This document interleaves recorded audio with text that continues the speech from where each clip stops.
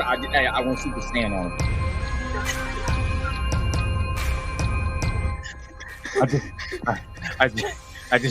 I went Super Saiyan too.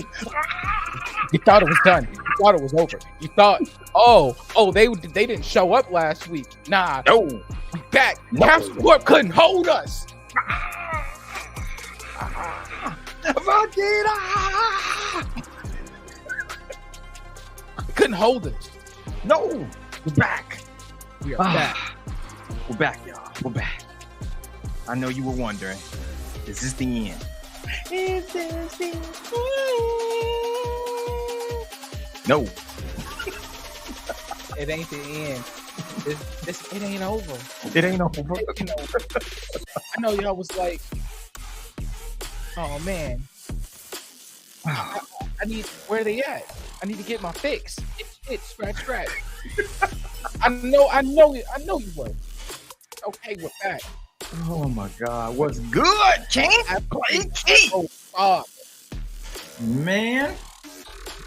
absence makes the heart grow fond.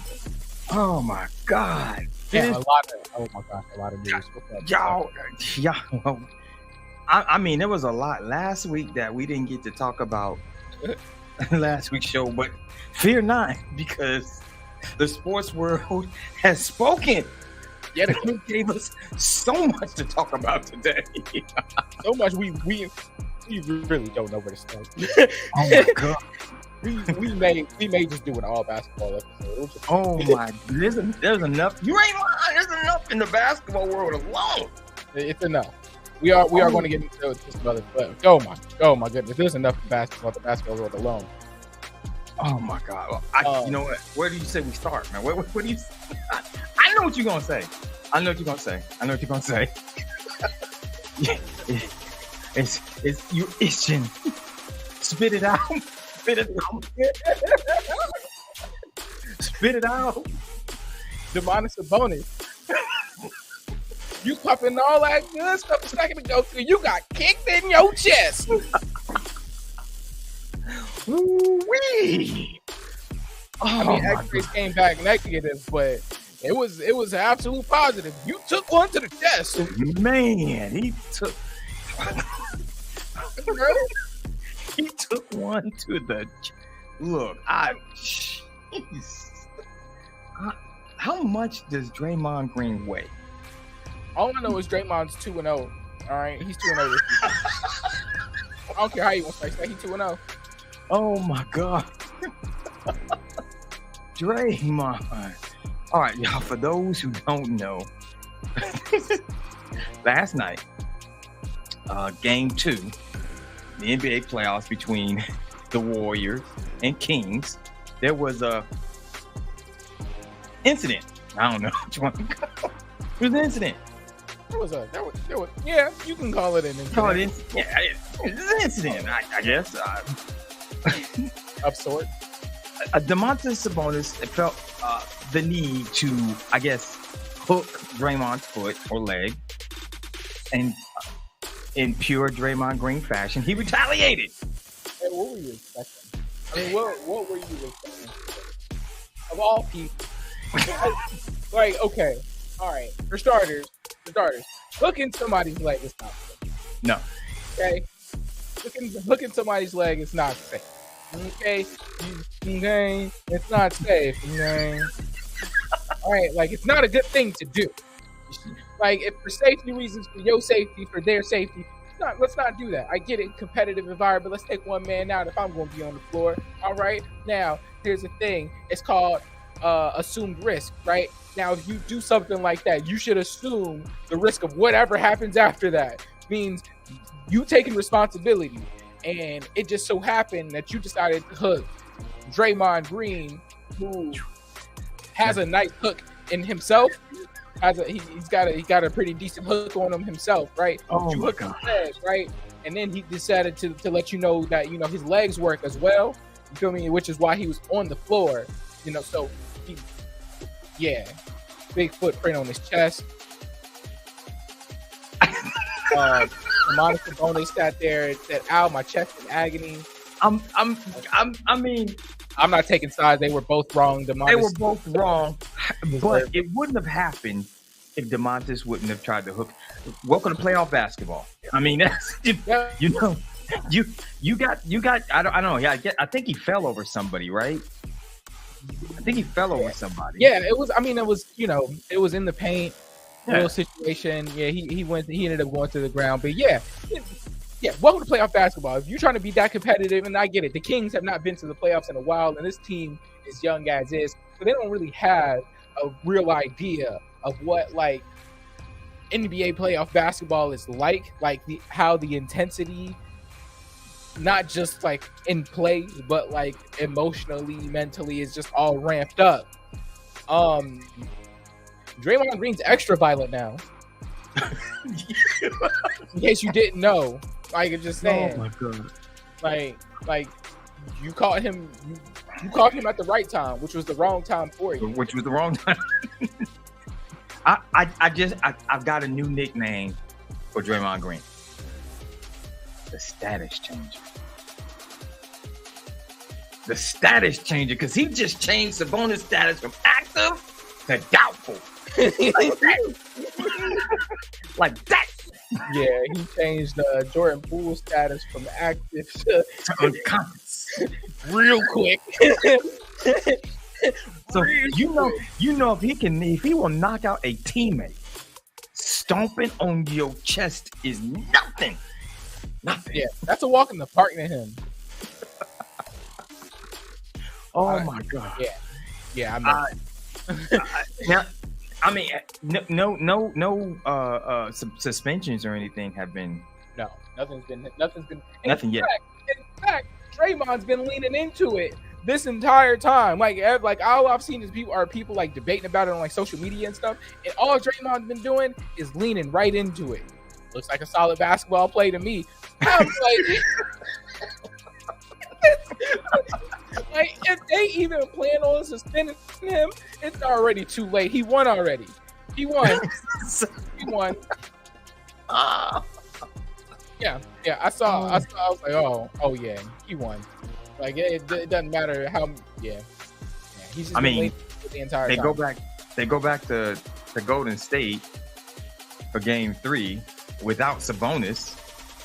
We don't know the status of Game 4. We don't know yet. What if he doesn't play Game 4? This could be a tied series going back to Sacramento. And if he's not 100%, there's nobody to fault but Sabonis. That was his stupidity. You got to take responsibility for your actions. You really got to take responsibility for your actions. And that talk about a crazy like momentum shift. If Sabonis is out, right, and the Warriors can, oh my gosh, they tie it at 2. Yeah.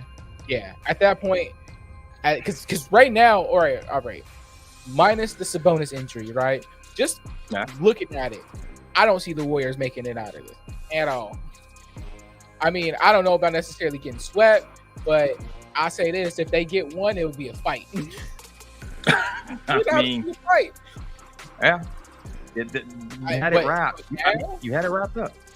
But now, the stomp heard around the world. So Draymond Green, 230. Can you imagine 230 pounds stomping on your chest? No wonder how he stomped on him too. Like, yeah, I mean, talk about putting your weight on somebody, and then like for extra emphasis, he jumped so he could get his hooked foot out. That's all that pressure that was all on Domantas Sabonis' chest. Man, he would make Seth Rollins proud. Regardless of, he would have made Seth Rollins proud, Shawn Michaels proud, the Big Show maybe, the Undertaker and Kane. Oh my God, Hulk Hogan, anyone with a big boot. Outside of that, Draymond's not the only fighter in the league. No. Rock'em Sock'em Rudy. Rock'em Sock'em Rudy. I'll say this. You could tell that Rudy Gobert really didn't want to hurt Kyle Anderson. I don't care. Like, he punched him in his shoulder chest. Like, you can't say that to me. And yes, as a grown man, you should not be saying that to another grown man and not expecting any consequences to come from that. I mean, in all honesty, Rudy Gobert had, look, if he would have hit him dead in his mouth, I'd have been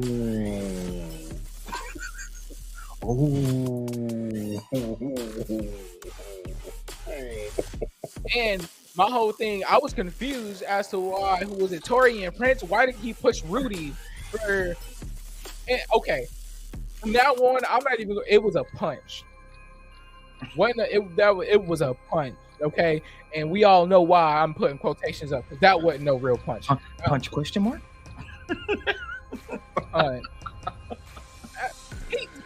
He mugged him in the shoulder. I mean, I don't know. Midway, I think he realized I'm gonna get suspended for this. Dang it! It's on Rudy's arms long enough for him to have a second thought midway through. Like, he's like, dang it! That's like, and then you got to think about it too. It's like, okay, Kyle Anderson of all people, you want to get suspended for punching Kyle Anderson? I mean, Kyle Anderson, all right, yeah. A teammate, whatever. Kyle Anderson, you want to get suspended for punching a top tier nobody? Hey, he's on a playoff team. Kyle Anderson is a contributor. He's on a playoff team. He is somebody. Is he? He's Kyle Anderson. I don't know. Hey, he averaged 12. He averaged like 9 points a game, but those 9 points were necessary. They were necessary. Those 5 assists were necessary. Those 5 rebounds were necessary. Kyle Anderson is somebody. Hold your head up, Kyle. He's a person. His name is Kyle. I mean, he is somebody. I'm not going to say that, but I said he was top tier. Top tier nobody. I mean, is there a top tier when you're nobody? I mean, yeah, 0 plus 0 is 0. No. You can be, you could be like a 0 plus. Oh my god. You know what? Let me stop, because I said last week that I was going to be nice this week, and I'm already. And it took 2 weeks ago. It took all of what? It took all of. I said 2 weeks ago minutes. I was going to be nicer this week. I'm going to be no. The I'm first done. 13 minutes. Kyle Anderson, Keys has gone off. Kyle Anderson, I apologize. You are not a top tier nobody, okay? You are a contributing member of the bench of the Minnesota Timberwolves. There you go.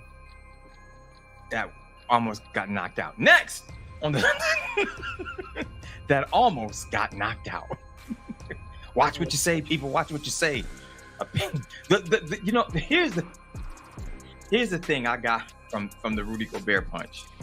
And we just finished talking about Draymond. Rudy Gobert was one of the first people to comment on Draymond. My goodness, punch. he was. He was one of the very first. Oh my god! And Draymond simply tweeted what was said by Rudy Gobert, which made it even worse. So before you go running your mouth, be careful, because the same thing can happen to you. Have some grace. Can we talk about? Okay, all right. Can we, just a little bit? Can we talk about Rudy Gobert as a teammate, because this man is the same man that spread COVID? Yes, this is the same man that started the whole. Yeah. In the end, this is and I guess from that, his relationship with Spider didn't. It was never mended after that point. Like Spider was like, I don't want to have nothing to do with it. Mitchell was like, I don't want to have nothing to do with that cat, and was eventually traded. And reports were coming out of Minnesota between. They said it wasn't an issue where D'Angelo Russell just couldn't stand them, but it was an issue where they just didn't agree with, I guess, basketball philosophy or anything like that. And now you see where D'Angelo Russell is. Yep. So I'm like, whoa, Rudy, I don't know, man. You think there's anything, that Rudy Gobert and... I mean, I know we've been, or the last couple of weeks and stuff. Well, probably not so much the last week or so. But like people were talking about Kyrie being, a bad teammate. Someone who just kind of ruffles feathers and makes things rough for people around him when he goes to people. Rudy Gobert done flew under the radar, and look at this man. He's not necessarily he does not have the greatest track record publicly and or privately of being the greatest of teammates. I mean, he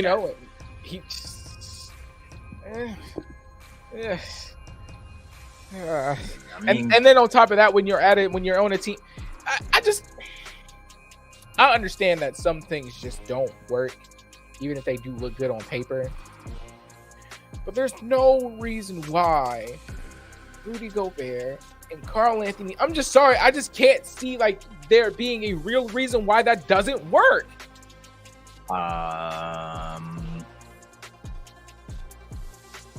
It's like, I don't know.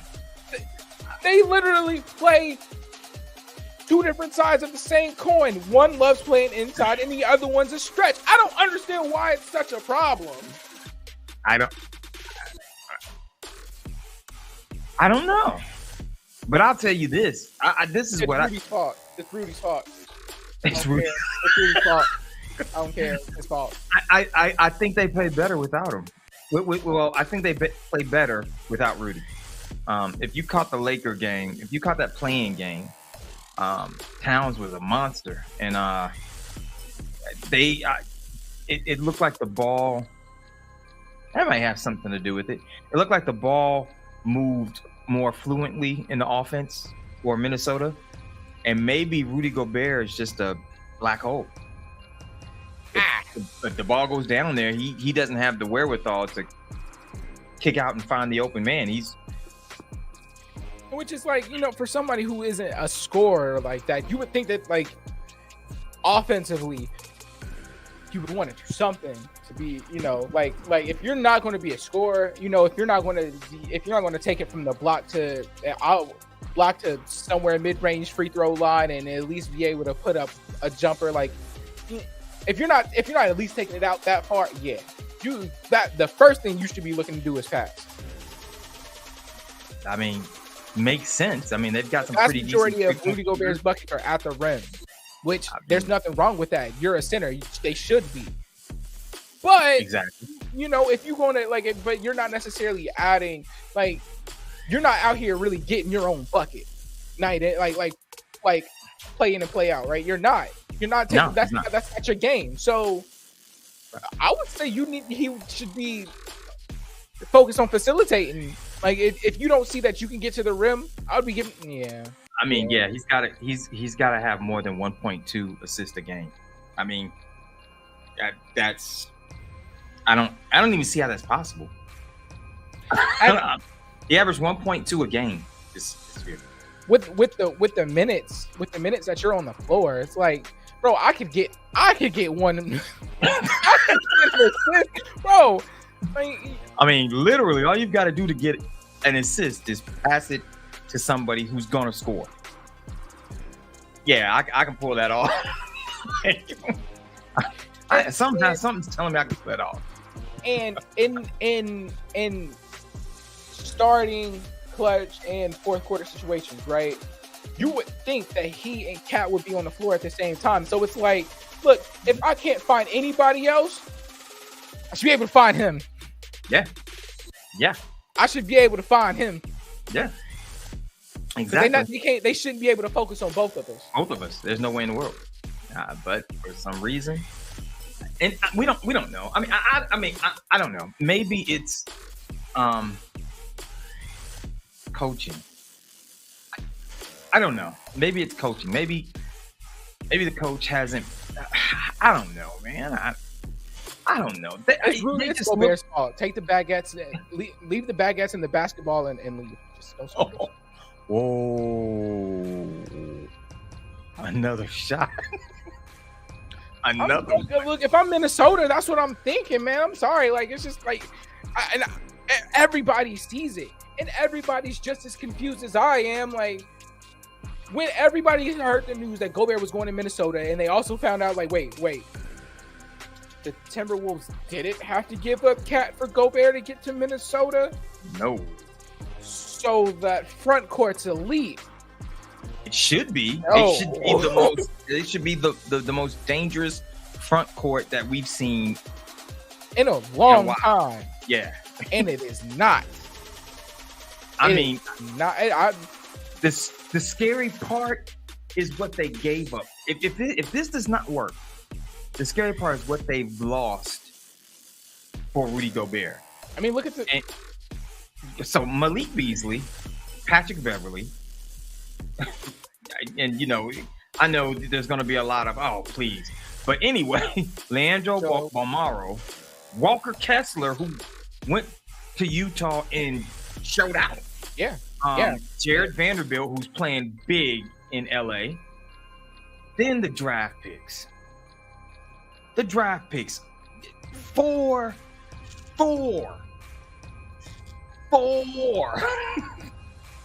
first round picks. 4. Forget the players. 4. And a 2026 pick swap. So literally that's like, depending on the pick swap, that could be 5 first rounds. Are you kidding me? 5 first rounds for someone who's going to give you honestly, he's just hurt the team. And let's not even forget that that number of player has to keep ticking up, because the players that didn't want to play with them, i.e. D'Angelo Russell, I mean, that's a loss. That's got to go in the loss column. Yeah. So you sacrificed a lot to get him there, and it's a bust. It's a bust. I mean, the Timberwolves are about to get washed by the Nuggets. Oh yeah. Oh god, yeah. Not even. There's no reason why the two of them. There's no reason why 2 elite level big men should not be able to handle Nikola Jokic. It's just no reason. There's no reason. MVP candidate or not, there's 2 of y'all and 1 of him, and 1 of y'all's a 2-time defensive player of the year. 3 times. Oh, excuse me. 3 times. 3-time defensive player of the year. 3 times. 3-time defensive player. Back to back. Sam. And yeah, y'all about to get washed. like nobody's business. Like y'all about to get the heavy cycle. Yeah. Y'all about to get the heavy cycle. It's. I mean, yeah. It's. I don't know. I know it's gonna. I got the strange feeling in the offseason, the coach is gonna be the scapegoat. He may be gone. They're gonna say, "Oh, you couldn't make that work. Coach is gone." So I'm dying to see what another inbound coach is going to do. Because if that doesn't work, then they've got to look and say, yeah, we made a mistake. We made a huge mistake. And then what happens? I mean, because I mean, first of all, let's give the Joker his due. I mean, the Joker is the Joker. I mean, yeah. I mean, he had a really good game. I mean, but his stats from the first playoff game, he didn't really have to do a whole lot. They weren't standout. Yeah, 13 points, 14 boards, Here's the thing that catches me: 6 assists. 6 assists. He was like, I don't have to beat y'all. The man facilitating from the middle. Like, Man. yeah. So Yeah. take a picture. A very average. Like, that's an average night. Like that's a regular night for like a Nikola Jokic. Like that's not even like a he had to go off and take. That's not one of those games. No. And 28 minutes. He didn't even play 30 minutes. And y'all lost by 30. Excuse me, 29. What's 29. Oh yeah, give him that point. Don't short him. Nah, I don't want to disrespect y'all. 29. Don't you dare short him on that point. Nah, they worked hard. Okay, they earned every. Oh my God. I don't know. I don't know. But yeah, this is gonna go quick. 4 games. How? I'm looking at these numbers.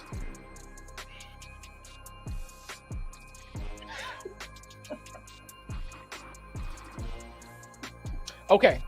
All right. The Timberwolves finished with 38 boards as a team. The Nuggets had 54. Yep. In a world. I mean, I don't know. There's no way you have those 2 7-footers and they can't pull up. So was there any validity to what Kyle Anderson said to Rudy? Oh no, any validity? There was validity to it. It was totally valid. Go and get some boards, bruh. But I mean, Rudy also wasn't wrong. But Kyle also should not have said he should watch who he's dropping killer bees on. That's one thing. He should watch who he's dropping. He should really. You just don't be dropping killer bees on another grown man and think nothing will happen to you. That's all I'm saying. Well, I mean, it is what it is. Now, the interesting thing is is the playoffs anyway, so it's all going to be that's going to be the culmination of this story. Jokic is he's considered doubtful for day-to-day for the next game. So I'm wondering whoa. Why is that? I mean, did he get hurt, or did he just say I don't even need to play to beat y'all? I mean, they've got him listed as there's a right whistle. That was I heard that before. I mean, well, not doubtful, but day to day. I'm sorry. It's a right wrist sprain. I don't know why I struggled too much to get that out, but yeah, he sprained his right. He's gonna wrist. play. Yeah, he's gonna play. He's probably giving out one of those assists. Shoot. Speaking of hand injuries, Ja hurt his hand. X-rays came back negative. Yeah, but he's in a lot of pain. He is in a lot of pain. A lot of pain. Tyler Hero broke his hand. Tough. The fact that he broke his hand and he's trying to tell him, like, yo, I think my hand's broke, and they still try to pass him the ball for him to shoot is crazy. I just thought that was like talk about being in the heat of the moment. Oh, Jimmy Butler, your hand ain't broke. Man up. Your hand ain't broke. Your jumper is. Shoot it. Miss till you make it. Shoot. Oh my golly, man. Shoot the J. Shoot, but I can't. Like, I can't. You guys play like a bunch of blouses. Oh my God. I mean that. I mean, somebody you can say, well, Ja, it's Ja's hand. He can still play, he can still move, but he's a guard. He's point guard at that. Point guard with one good hand is not good. Yeah, like how you supposed to control the ball? And is it a shooting hand? I believe it's a shooting hand. Yeah. Okay, all right. Look, the man already shot what 30. The man shot 30% from three this year. All right. Do you really want somebody shooting 30% from three with the ball? I'm sorry, and he's hurting. Look, Yeah. look. He already shot 30% from outside this year.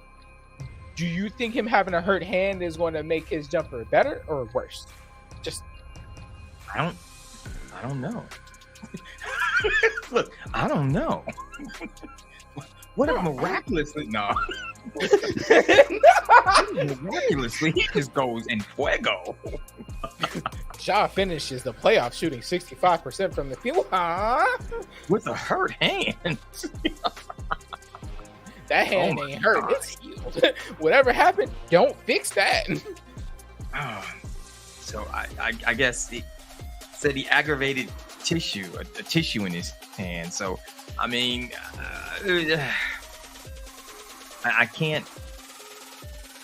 I can't see if and Tyus Jones is a decent. He's a more than adequate backup. I mean, let's just put that out there. However, he is not, and I repeat, he is not Ja Morant. He's not. No. He's just not built that way, and that's definitely going to put a lot of pressure on Jackson to come up big for the Memphis Grizzlies, and I just don't think they don't have enough firepower. But the Lakers look good Sunday. They looked. Oh good. yeah. They looked good. And I mean Jackson, defensive player of the year. And he had a really good game last game. Yeah. Offensively, he was pretty productive. But you can't expect that from him. No. Not No. for a 7-game series. No. Not for 4 games. Not for 5. You can't expect that. So like, Nope. what are you gonna do? Yeah. Bad boys, what you gonna do? Because that's just an untimely injury. Speaking of injuries, Giannis. This one, oh my God! this one hurts. That Jeez. hurt. Talk about changing the dynamic of the playoffs. That could, because Giannis, who everybody, I don't know if everybody else is paying attention, but when Giannis has a problem with his back, it's usually not a small issue. No. Usually not a small issue. He didn't practice. He's listed as doubtful for game 2. Let me say this. If there's one team that would benefit from the Bucks being escorted out in the first round, would be the Boston Celtics, who have been manhandling Atlanta. Oh my goodness! I mean, it's not even funny. They've been manhandling Atlanta, and if the Bucks get tossed out of this thing, then they're the top seed in the East. Easily the favorite in the East. Whoa, it's not even close. Easily. I know Philly's up 2-0. I know they are, but I'm still not a believer in the Sixers. I'm not a believer in the Sixers, and I think in a 7-game series, some people will give them 6 games. Some people will say, "Oh, it'll go 7."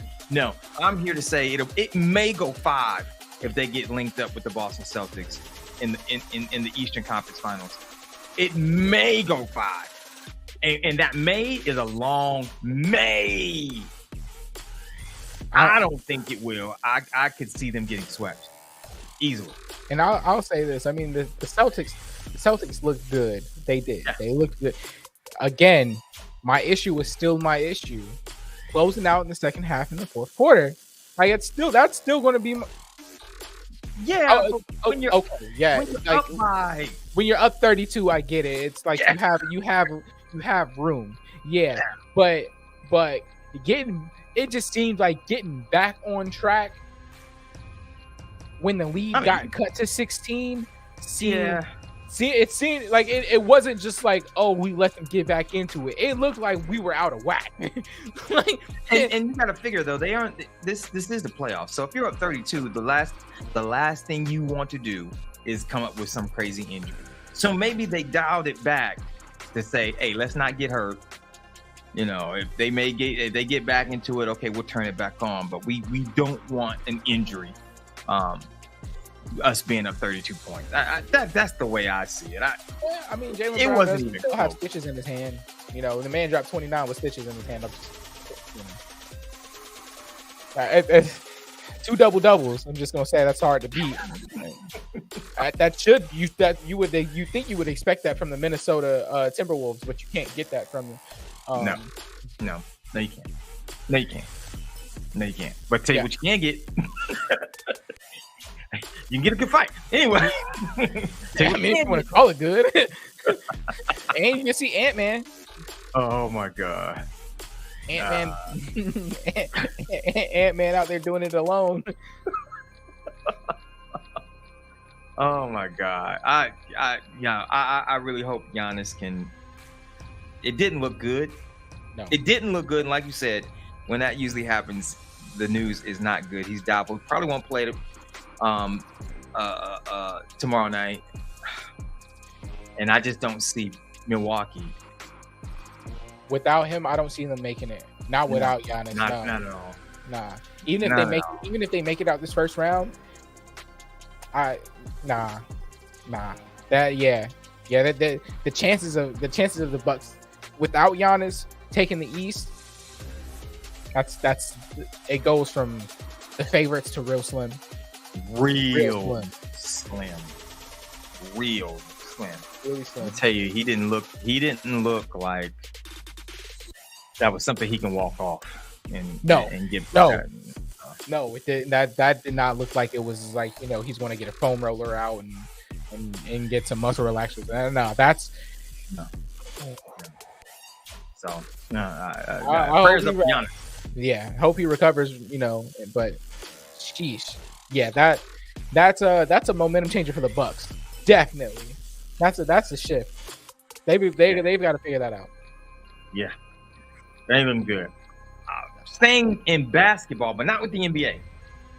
Well, kind of, sort of, because I've got a question. First of all, here's the question. Is tanking wrong? And here's my thing. The responsibility of a coach is to get his team. Is to get the most out of his team, but he also has to have them healthy and ready for the playoffs, the next level of playoffs. That's if you're going to make the playoffs. Huh? That's if you make the playoffs. That's if you make the playoffs, right? So if you don't think you're going to make the playoffs, there's a bunch of teams out there. Okay, Portland shut down Damian Lillard. There was no fuss about that. Nope. There was none. And Damian Lillard was not injured. They just shut him down. Said, we're not going to make it. There's no point in finishing out the season with him on the floor and risking injury. Right. So worth much money. Why is it wrong for the Dallas Mavericks? Because they sat they sat Luka. I think Kyrie played. Oh, did Kyrie get? I thought they sat both of them.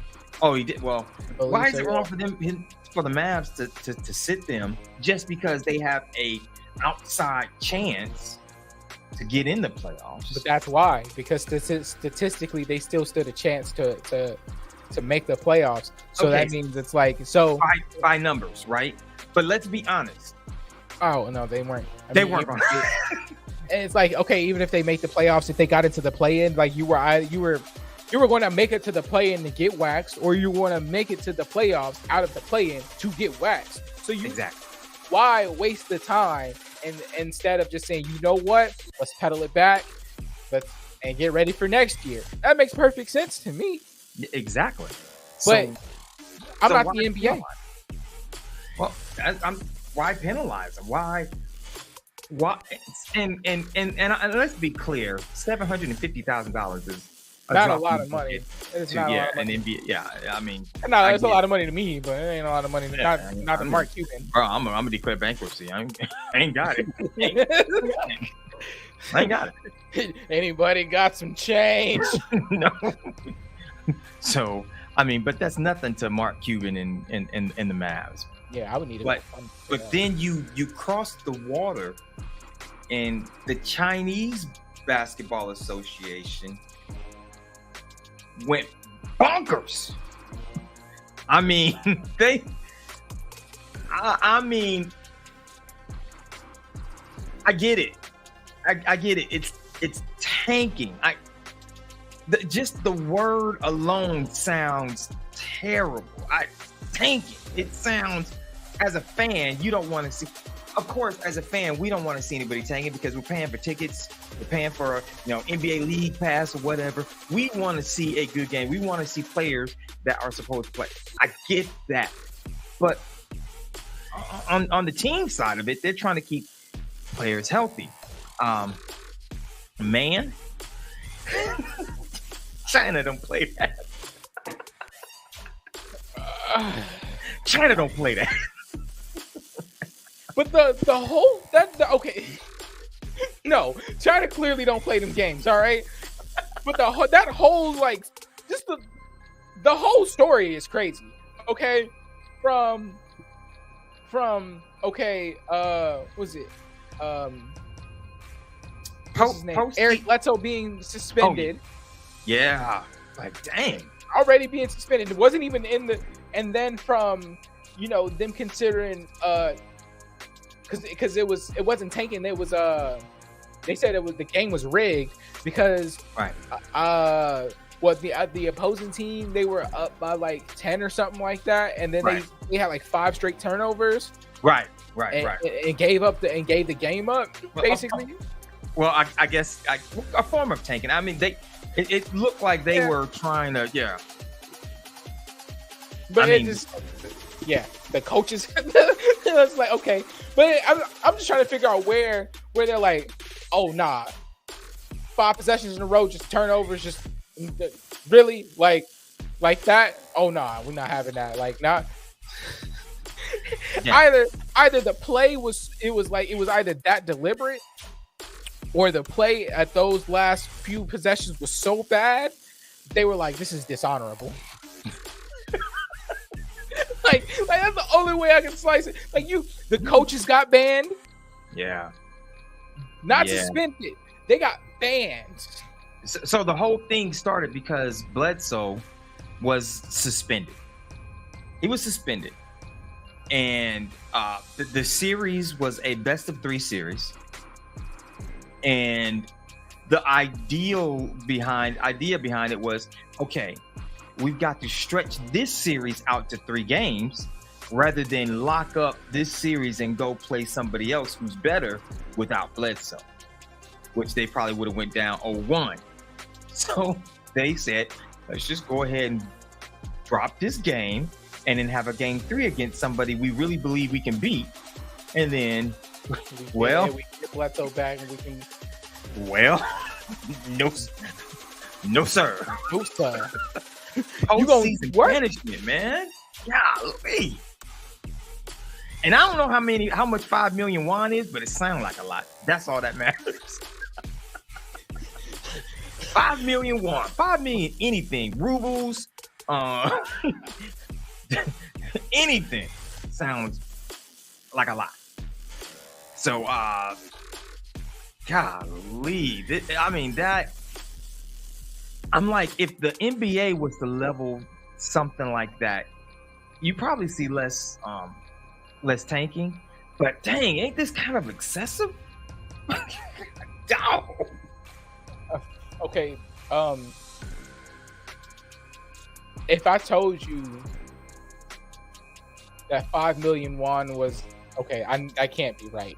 That can't be right. Oh, that's in South Korea. Yeah, I was about to say because 5 million won in South Korea is $3,800. Well, oh wow, okay. Still, it's 5 million won in Korea. it's just like yeah. To those Chinese teams, that's a lot. That's 5 million. Hey, and I bet you we could get you a lot too in the U.S. The U.S. That just proves the U.S. is expensive, which is why I need to start taking more vacations out of the country. Ah. It's all about the passports. The hotels are cheap. Oh my God. I mean that's pretty forget the money. The band. These men have to go find completely different livelihoods. Yeah.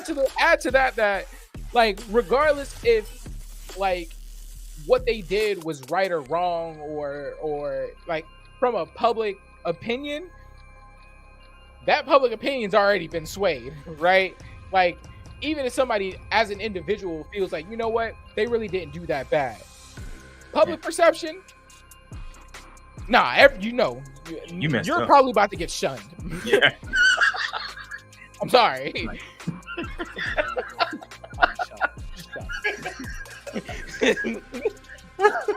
Shout out to White Shrew. Shunned again.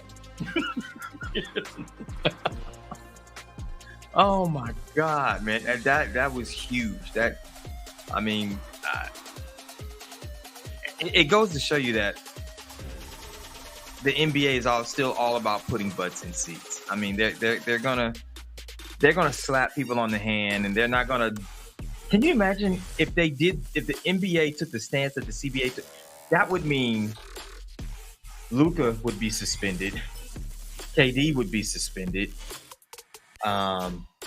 Jason Kidd would be fired. He'd be done. He'd be banned. I just don't, no, that doesn't put butts in seats. And China was like, we don't care.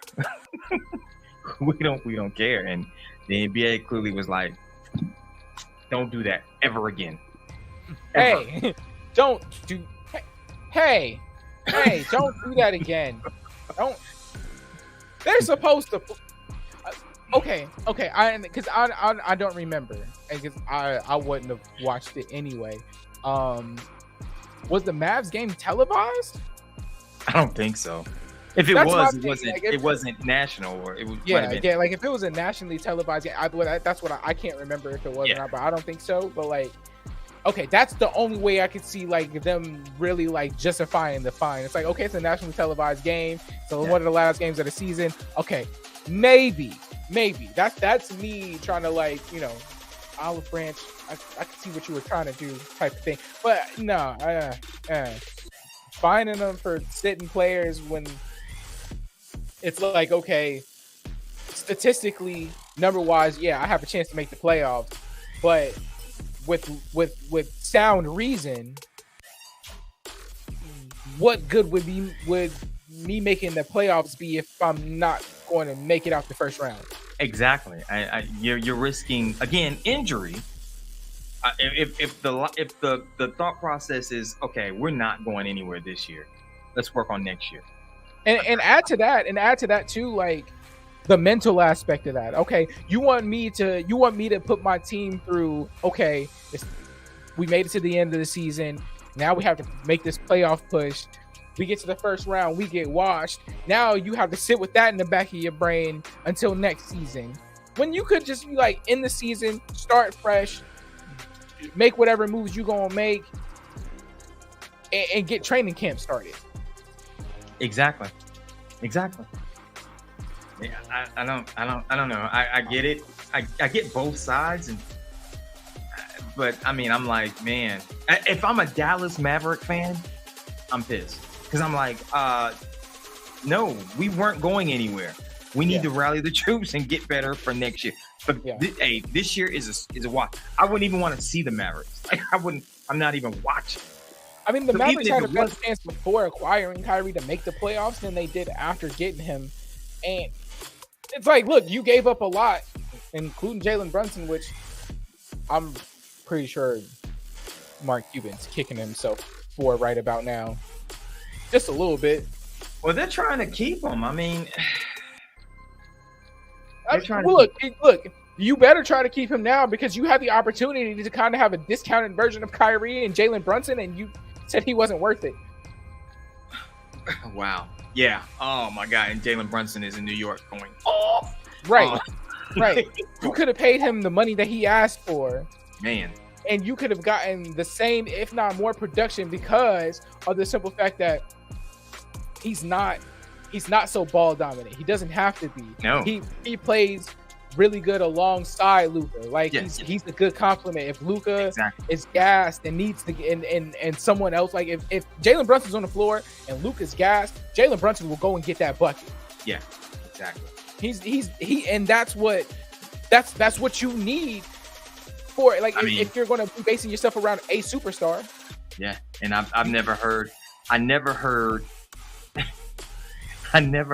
Luka saying that he lost his smile with Jalen Brunson. He never said it was so frustrating. He lost his smile.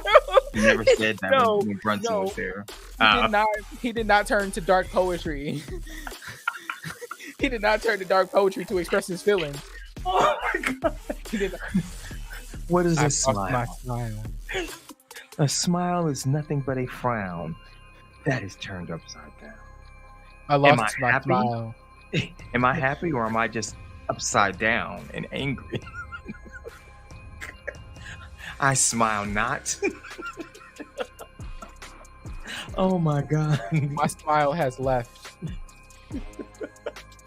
I heard it was on a midnight train to New York. Oh my God. They did not turn to that. So you know what? Okay, that was a terrible. Okay, walk with me here, right? That was a terrible decision, right? Yet this man will go on Shark Tank and tell other people that they're not making smart business moves. I'm just saying. I don't know, Mark. Should we be listening to you anymore? I mean, they've already gone. They've already look. The season isn't even the off season yet, and Christian Woods is not going. We already know Christian Wood is not going to be on the team. Yeah. I'm like, wow. What was the reasoning behind that? Like, they couldn't wait till after the season ended. Well, they did say that they were going to make a lot of changes. But did they have to I mean, that to me, if I'm Christian just blatantly Wood, say, yeah, like just put it out there like that. It's like, because when you put it out there like that, like just blatantly like, oh, he's not going to be here next year. That messes with my value because you made it seem like I was more of a detriment to you or something. Like, yep. I'm a little upset if I'm Christian Wood. Yeah, that's kind of disrespectful. Yeah, no, kind of. That's, I mean, because you messing with my stock like I did something to you.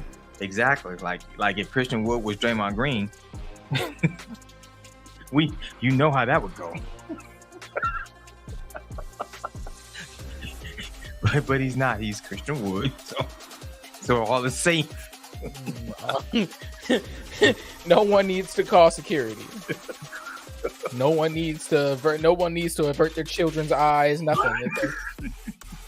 I'm like that is messed up. That's really, dang, man. Man. The world of basketball.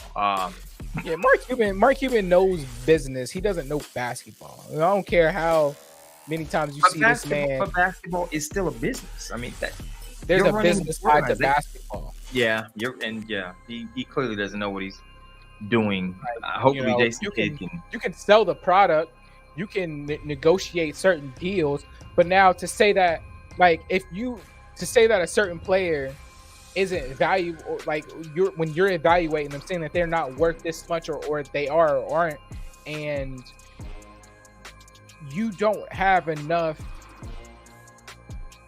Look, you can sit courtside all you want. You can sit courtside for 30 years and still not know the game of basketball for real. Like, you can sit there and be entertained, right? Like, oh yeah, I like basketball, and still not understand like the nuance of what's happening. Like, just because he's the owner doesn't mean he understands the game plan. True. Doesn't mean he necessarily, just because he hears about what the roster needs, doesn't mean he understands what the roster needs.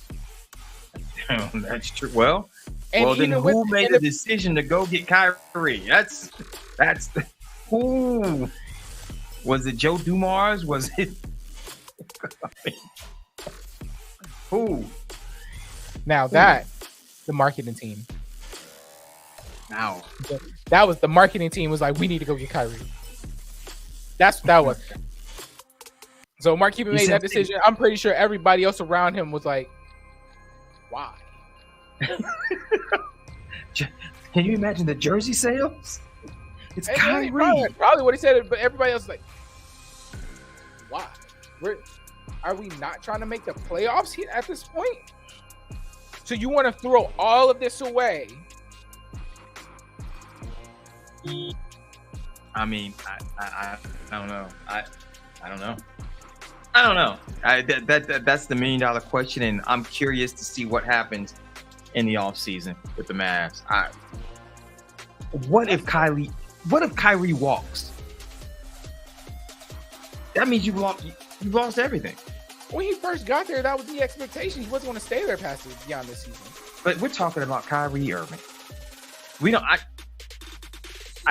We don't know what Kyrie Irving is going to do. I don't care what he says or what. That man about as volatile as cryptocurrency. I mean, you just don't know. You just don't know. Oh my god! Oh my god! I think the basketball world has been beaten up enough. News out of Pittsburgh. You'll be excited about this. Yeah, I am. You'll be excited about this. They are expected to trade for Allen Robinson. Yeah, we are. Um, Let's add to this wide receiver core. For a 7th round. I mean, I'm like, geez, that's nothing. Like, that's nothing. A 7th rounder, that's it. And then on top of that, so the trade is pick number 234. That's what Pittsburgh will give up. But they get Robinson, and then they get pick 251. I'm trying to understand that one, because literally the Rams are going to pay $10.25 million out of the 15.25 million. So literally, all Pittsburgh is going to have to pay is $5 million of this man's salary. I don't know what it is. I don't know. Maybe they just really needed to get rid of him for some strength. But to just have to just say $5 million is ridiculous. I don't understand. We'll that. take it. And we'll take the veteran presence. Of course. We'll take it. We'll take it. We'll take it for cheap.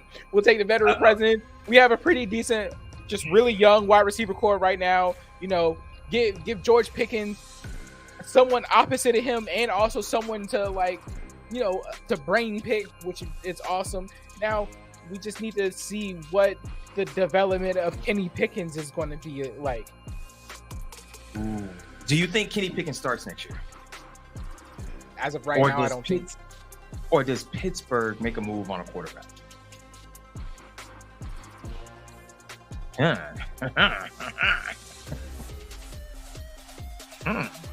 don't see them making a move for a quarterback. I don't see Pittsburgh making a move for a quarterback unless it's like a veteran quarterback that they expect to be a backup. I don't see them looking to make moves for a starting quarterback. I think they're going to, unless they draft another quarterback. Yeah, just going to be running with Pickens. Here's my thing. We're going to be running with Pickett. I mean, here's my thing. Pickett. So okay, let's just say he sucked last year. And he had a pretty good. I mean, Pickens was there. Deontay Johnson was there. It's not like he had scrubs at wide receiver. So what good is another good wide receiver going to do if your quarterback can't get them the ball? Well, I think this is what I think. I think Pittsburgh is ready to make a move for another starter, a veteran. It won't be a rookie, I don't think. I think they want to see if Kenny has developed. But I think Pittsburgh is ready to make a move on a quarterback and a just-in-case quarterback. Because if Pickett isn't ready, they're going to be like, okay, they may trade him. They may sit him and trade him. And but I don't think they want to. I mean, that's a nice depth chart. I mean, Allen Robinson, George Pickens, and Deontay Johnson. You got Freiermuth at tight end. Do you really want to throw all that away with Pickett? I mean, that's what you're doing. But okay, but here's the thing though. So like the last time Pittsburgh tried to make a move for a veteran quarterback that was supposed to, like, kind of, in the scenario that you described, his name is Mitchell Trubisky. It didn't work out very well. His name was Mitchell Trubisky. I'm aware that he's still there. He's just, Mitch. It's the same, okay? Mitch. And look, I had some faith in Mitch. I thought Mitch was gonna. I thought Trubisky was gonna come. I didn't think he was gonna be great. I thought that we would be able to put him in a good situation offensively where he can be successful, where he doesn't have to attempt to be a hero, get in, get out, do your job.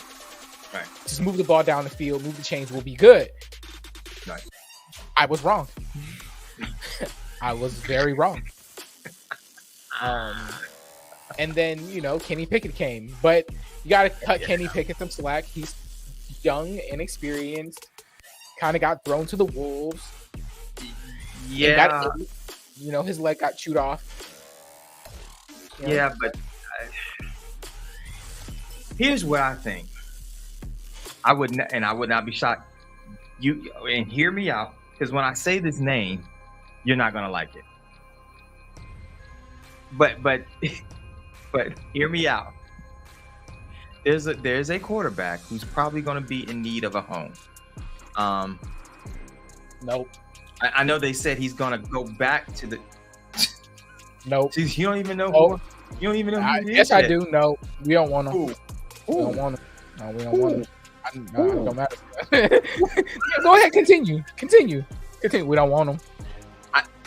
I know they said he may stay with the team, but they already got a new quarterback in Derek Carr. Jameis Winston may need a home. Jameis Winston may need a home. I don't like none of. I don't like. We don't want him. We don't want him. But we don't have Jameis crab legs in Winston. Pittsburgh. Oh, that was wrong. They didn't have meal deals back then. Hey, he was hungry. He was hungry. We still don't have any meal deals, and we ain't got no crab legs, no. Oh my god. Nope. Okay.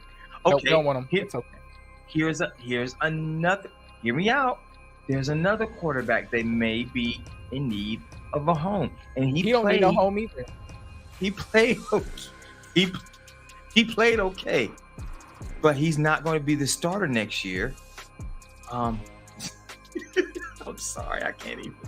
I'm sorry. Oh my god. I'm sorry. Wait.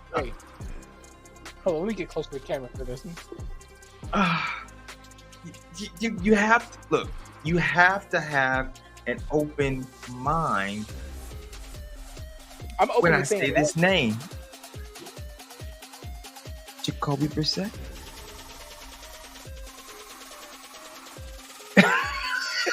Jacoby Brissett.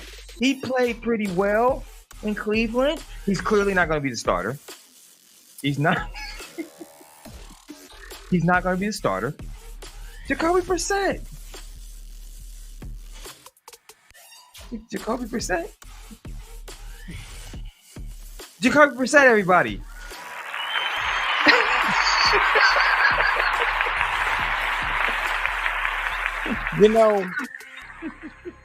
At this point, you might as well have just said Cam Newton. Oh, God. I mean, at least those two were in the NFL this year. Come on. Well, he believes 32 quarterbacks ain't. He believes there ain't 32 quarterbacks better than him. So, and Kenny Pickett's not on that list. I'm pretty sure Kenny Pickett's on the list of quarterbacks that ain't better than him right now. Would you want Cam or Kenny? I would tank. What? Oh my God. Oh, you just take the wow. Yep. I would just tank. Yep. Oh my God. I'll try again next year. Where does Pittsburgh pick in the draft this year? Oh, I don't know. Do they have a decent draft pick? I don't. Honestly. Because they wait a minute, 17. Oh, wait a minute now. They picked 17. There could be a quarterback that drops. Now I don't know what getting another quarterback is going to do. I don't know what that's going to. I mean, you already have a young quarterback. Hopefully, hopefully we would be able to pick up what we would expect to be a quarterback with a better skill set. Hopefully. I mean, I would expect if we're going for a quarterback with the 17th spot, right?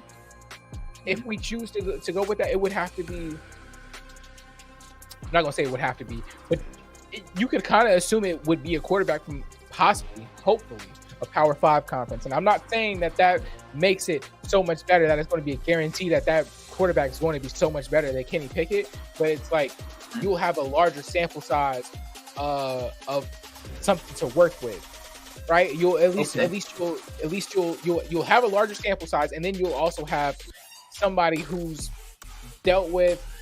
Granted, it's not the NFL, but if you get a quarterback from a Power 5 conference, they at least dealt with a higher level of competition. So the gap. Okay. I'm gonna give you a name then. The berth isn't so wide between like the skill gap, basically. So at number 17, that's you've got some. This is a quarterback heavy draft. Okay. But I'm looking at the top 15 quarterback names that they have, and there's a name that strikes me at number 12 that could possibly fall to Pittsburgh. Possibly. Stetson Bennett. Now, he fits the criteria that you just named. He does. Two-time national champion. And in the SEC, it's a heck of a conference to play in. Yeah. I wouldn't be opposed to it. But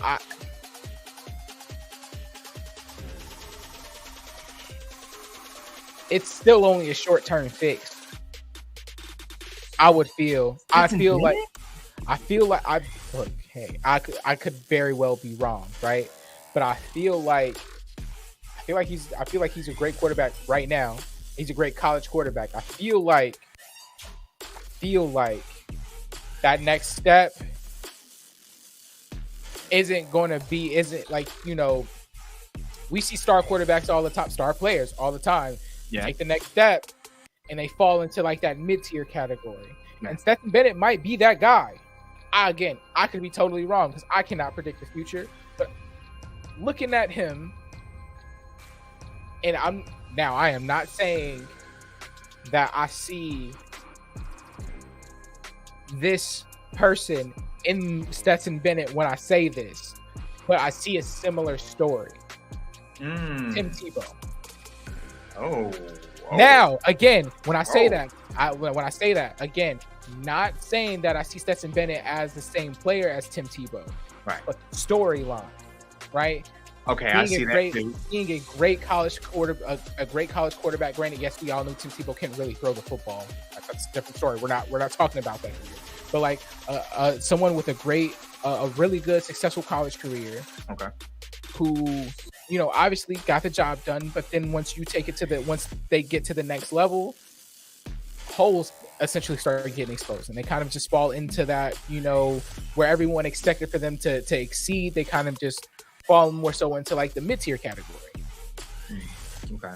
I'm not saying that he's going to be terrible, but that's why I think it would just be a short-term fix. I think he would be able to get the job done, but I don't think he's going to be like the quarterback of the long-term future.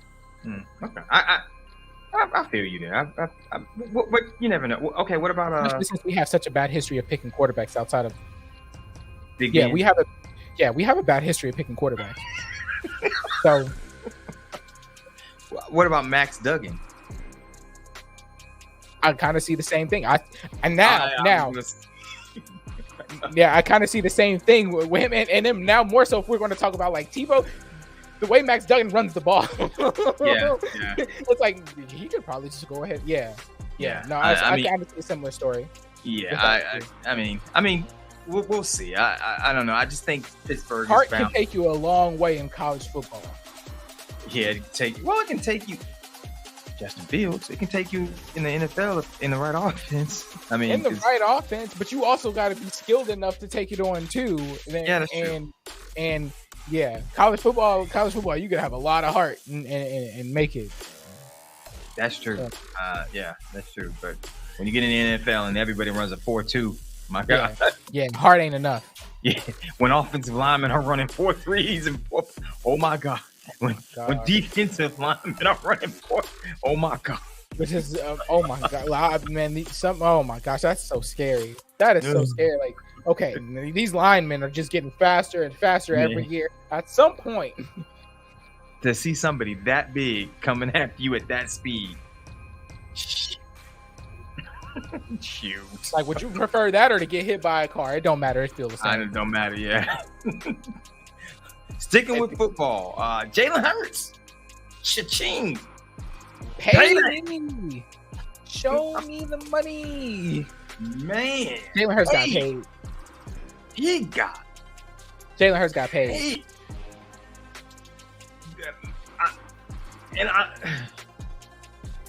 I'm kind of on the fence about it. I mean, first of all, how do you feel? How do you feel about about him getting paid like that? Did he deserve it? It's hard to argue with the Super Bowl appearance.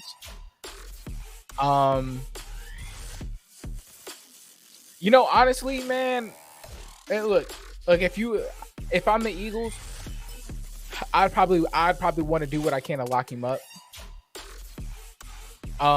Just off of the strength of like, okay, like, look, I'll take the risk. Because you know who else they took the risk on? Carson Wentz. Carson Wentz, yeah. Yeah, it's Carson. Like they took that risk. They took a risk before that, and who did Carson Wentz end up? Either way, man, like so like if you've taken risks like this before with lesser caliber of quarterbacks, take the chance. Now, does he deserve it? We shall see. We shall see, because 180 million guaranteed is a lot of money. That's a lot. Like, I mean, he guaranteed. Like, he knows he has 180 million right now. Like, got the first 110 at signing. Yeah, I mean, God, dog, man, that's a heck of a deposit to hit your account. You know what I'm saying? Like, God, dog. I mean, I do think he deserved a bigger contract. I'm not disputing that. But to go all in like this because last year, remember last year, they were calling for Jalen Hurts' head. They were like, oh, he sucks. We need a new quarterback. Oh, I don't know if he's going to be in Philly next year.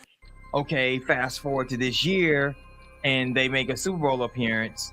And okay, we got to pay him all this money. I'm like, I don't know if he deserved that kind of money. That's kind of odd to me. Like, you're basing 1 year. Honestly, you're basing 1 year. 1 year. Yeah. Because if he comes out next year and he's garbage, you know what everybody's gonna say. And he got that big contract. He ain't trying to play no more. Yeah. Yep. Gave him that money. Yeah, exactly. So I'm like, man, I just don't know if And this is sounding bad because I'm glad he got his he got his coin, but I think Philly kind of overdid it.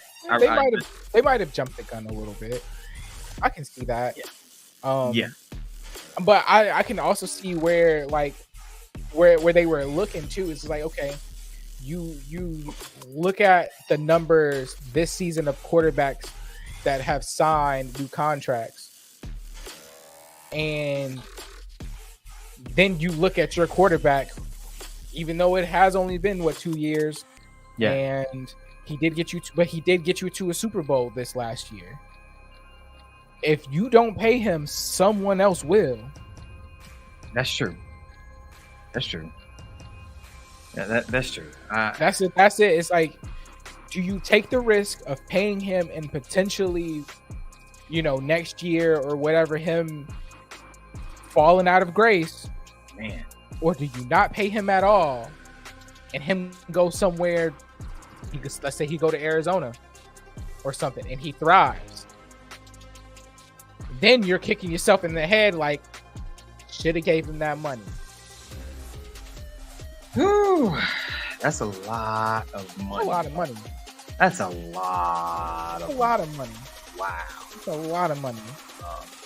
And the only time we'll tell if it was actually worth it. I mean, like you said, 110 at the table. Like the minute he signed that contract, cha-ching! Like, I mean, that's a lot.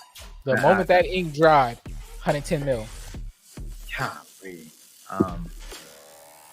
And shouts out to his agent. I mean, shouts out to his agent because he did his job, man. He did the thing. Her job. Oh, that's right. Yeah. Well, she did her job. She's going to be paid handsomely. Yeah. Shouts out to quarterbacks who show up with agents. Man. Wait. Shots fired. Shots fired. One is giving the Knicks problems right now. I'm just saying, man. Look, I'm just saying, man. Lamar Jackson. Look, I get it, and I mean, no, I'm not an NFL player, but it's just like, look, man, dealing with the politics of or whatever. When you just look, man, just show up with an agent, bro. Just show up with an agent. I mean, now I guess, is it because he doesn't trust one, or he just thinks he can I mean, because everybody can't be a Richard Sherman. Everybody can't. You gotta understand. Richard Sherman went to Stanford. I think he was like an accounting major. Like, right. Like he literally went. Right. Like you can't be a Richard Sherman or like. Shoot, even Marshawn Lynch didn't even want to discuss terms of his own contract, and he was doing other players' taxes. Yes. So I don't know. It looks like Lamar's going to end. It looks like he's going to end up back at square one, Baltimore. All this nothing. And that's it. He's going to look like such a joke. I'm sorry. Like, to me, it's just like you went through all of this. You pouted. You requested for a trade. You refused. All for you to just show back up? Yep. No, bro. No. Like, and the whole comparison to Deshaun Watson contract, him getting $200 million guaranteed. Like, bro, I don't. No, it's not gonna happen now. Now it's not gonna. Truthfully, I think Lamar Jackson just wants to leave. In Baltimore, Baltimore's just trying to do whatever they can in their power to get him to stay. But it's over with. They've got to do better than OBJ. I mean, that can't possibly be a move they thought that would change Lamar Jackson's mind. Like, so you brought in a receiver and then paid him $18 million. So that's $18 million less dollars that you could pay me. And I think, honestly, I think the story might be a little mixed, right? Because I don't think that I don't know, but I feel like if another team made a legitimate offer for Lamar Jackson, it wouldn't be. I think he would take less money. I think the amount of money that he's asking for is strictly that he's asking for it from Baltimore. Wow. I think I mean, look, when you're playing quarterback, and you've been as successful as Lamar Jackson has, with not saying that he hasn't had the greatest to help. This is true. He has not had the greatest to help. So it's like either you're going to legitimately put help around me, or you're going to pay me. There's no other way around that. And you didn't want to put help around me. So now I'm telling you, I don't want to be here. And the only way that I'm going to be here is if you pay me this, because I've been here long enough, and I've been working with what I had, right? Which isn't enough. Now I'm hurt. So I get it. It's like, I think he's only asking for that type of money from Baltimore. I think if another team made him a legitimate offer, and they had a legitimate squad, oh yeah, he would take it. He would take it. I think he would. He wants out. Where do you see him if it's not Baltimore? Where do you see him possibly playing ball next year? I think where everybody would like to see him go is for him to land in Miami. And I think that would be really good for him too. I mean, Miami's been stacking on the offensive side of the ball. Like, it's just, yeah. If you're looking to go somewhere, if you're looking to step into some weapons, that'd be a place to go. Maybe even the Jets. If the whole Aaron Rodgers thing flops. Oh God. Only because we don't know what Aaron Rodgers is doing. He might be in another darkness retreat. Ain't nobody heard from him. He might be in a mid-darkness retreat. I don't know. He might be in a sunlight retreat. I don't know. Yeah. But nobody knows. And then now, one piece of his wish list is gone, and OBJ, he signed to the Ravens. It ain't no telling. But those two places, I could say for sure I would like to see him. I would like to see Lamar Jackson if he were able to get out from Baltimore and had a choice to go somewhere. Now, if you're Baltimore, you mentioned Miami. I think that the whole NFL fan base would like to see that, because I just think that'd be good football. That'd be some good football. That'd be so entertaining. Between Miami and Buffalo, those two games would be that's just crazy. And then you throw the Jets. If Aaron does go, we don't know. But then you throw the Jets in there, that makes the AFC East look like must-see football. But if I'm the Baltimore Ravens, I'm not going to give him what he wants. If I'm going to trade him, right now I'm angry. It's going to take a lot for if I'm the coach, I'm sending him to Indy. Yeah. And see, that's what I was thinking. I'm like, if I'm the Ravens, I'm sending him to Indy. Congratulations, you're a Colt. Have fun over there. I was thinking Indy, maybe Carolina, no man, maybe even Washington. I mean, I'm that angry. I'm gonna send you down the road. I'm that angry where I'm like 45 minutes down the road to them, to the dysfunction of the Washington Commanders, who have been sold. That's if I'm Baltimore, I'm that trivial. I'm mad petty. I'm on that type of time. Yeah. Yeah, I can see that. I definitely because you like, okay, just because as much as we probably have not held up our end to help you out as like an organization to a player, you have also caused us some grief up to this point. Yeah, exactly. So I can see, and I think maybe I'm thinking we'll see a whole lot of movement on draft night next Thursday. I think we're going to see a lot of movement, and a lot of, because last year I think old snap movement, the old snap trade was definitely what's his name that went to Philly. Can't think of his name. The receiver that went to Philly. What's his name? I can't think of it right now. From Tennessee. I can't think of his AJ name. Brown? Yeah, I think that was the old snap moment. Like, oh, AJ Brown. Like they just downloaded AJ Brown, traded him to the Eagles. So I think you're going to have more than one of those this year. I think you may see Derrick Henry move. I think you may see either possibly Nick Chubb.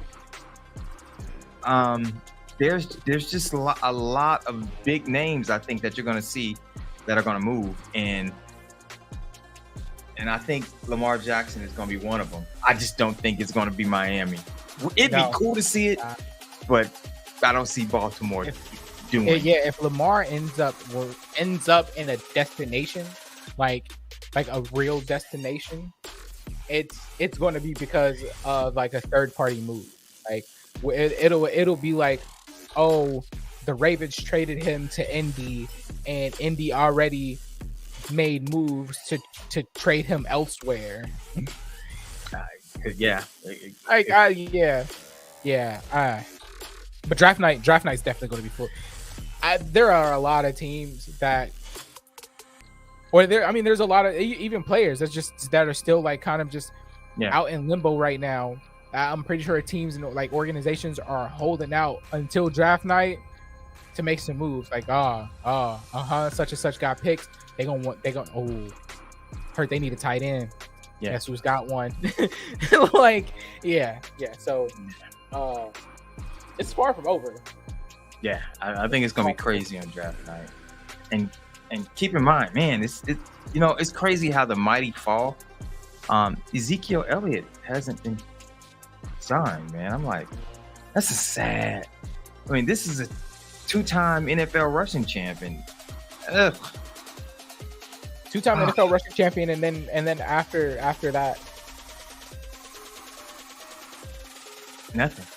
Right. Right. I mean, exactly. Yeah. I think injury and usage just caught up with him, man. It's just not. Yeah.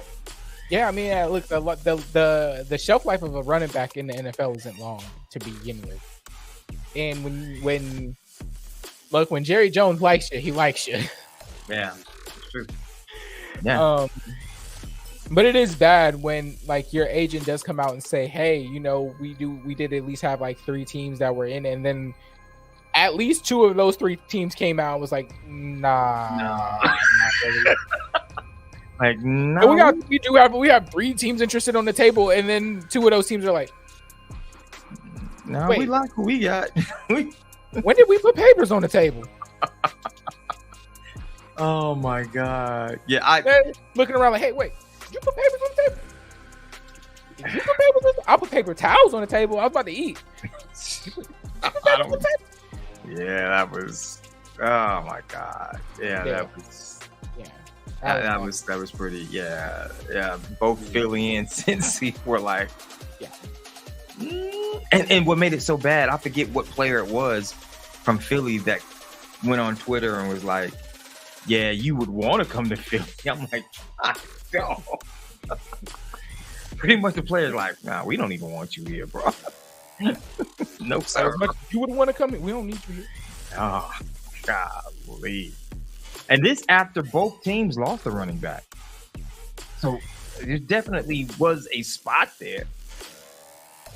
But it's like, how are you going to utilize, like when you need a primary running back, right? Zeke's not going to be that guy for you anymore. No, he's not. No. He's a short yardage back. He's a short yardage situation guy. He's a goal line guy. He's not that guy for you anymore. No, he's not.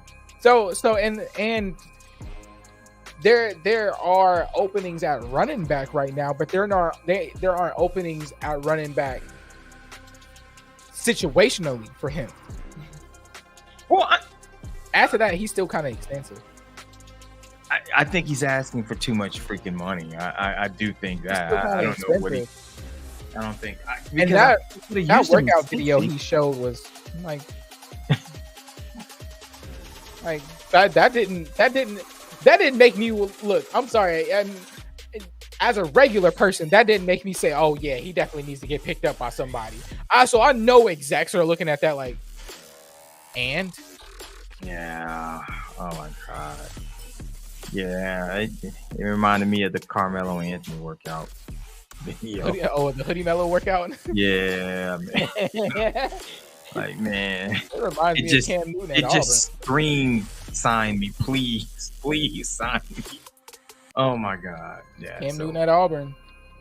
What does you going to a pro date? What is No. going to a pro? No. Not a I'm thing. going to go to I am a former veteran pro quarterback, and then in order for me to get back into the good graces of the NFL, I am going to go to my alma mater, and I am going to throw at pro day with a bunch of college. To a bunch of college receivers to show that I'm one of the 32 best in the NFL. Stop me when anything I say makes sense. Oh my god, man. Can. Just stop me when this makes sense. Oh, it doesn't make sense. Okay, well, I'm going to keep it going. Then I'm going to make a backup quarterback spot. Then I'm going to go from the backup quarterback spot to the starting quarterback. No, Cam. And then I'm gonna lead a team to the Super Bowl. Because And then Cam. Oh, Cam. And then I'm going to go down as the greatest comeback story ever. Oh. What's in Cam Newton's mind? Oh. Hey, you know what? There's always the USFL and the XFL. Which, if he went, oh my gosh, he would. Oh my goodness, talk about selling tickets. He'd sell tickets, yeah. Yes, he would. He doesn't want to do that though. Well, you know what? Then he doesn't want to play football. I mean, that's just the that's the crust of it. He doesn't want to play football. Ooh. Yeah, no, he must not want to play that bad, obviously, because you're not. Yeah, man, I still can't get past that. The video, the pro day thing, I just it's just not. It wasn't a good. It just wasn't a good look. You should have just shown up to camp. You should have just shown up to some camps, some training facilities, and just said, "Hey, watch me." But no, that was not a good idea. Yeah. But speaking of players who, speaking of not wanting to play anymore, I mean, I personally, DeMar Hamlin is planning on making a comeback. Oh man. Now, I personally am very happy that he has made a recovery. Yes. Is in recovery. Yes. However you want to slice it, I'm glad that he on his own feet, walking, talking. I'm glad that he's alive and well and healthy. Now, regardless of him being medically cleared to play or not, right? Now, I think that's great. That means that he's healthy enough to lead his life, at least somewhat regularly, right? Great. You should probably do that by not playing football, though. Like, I'm sorry, that was not a regular like run of the mill incident, bro. You stood up, and then you collapsed. I mean, he very well could have died. I mean, you're talking about 4 months ago. People didn't know if you were going to live, if you were going to forget playing football again. On that night, we weren't sure if DeMar Hamlin was going to make it.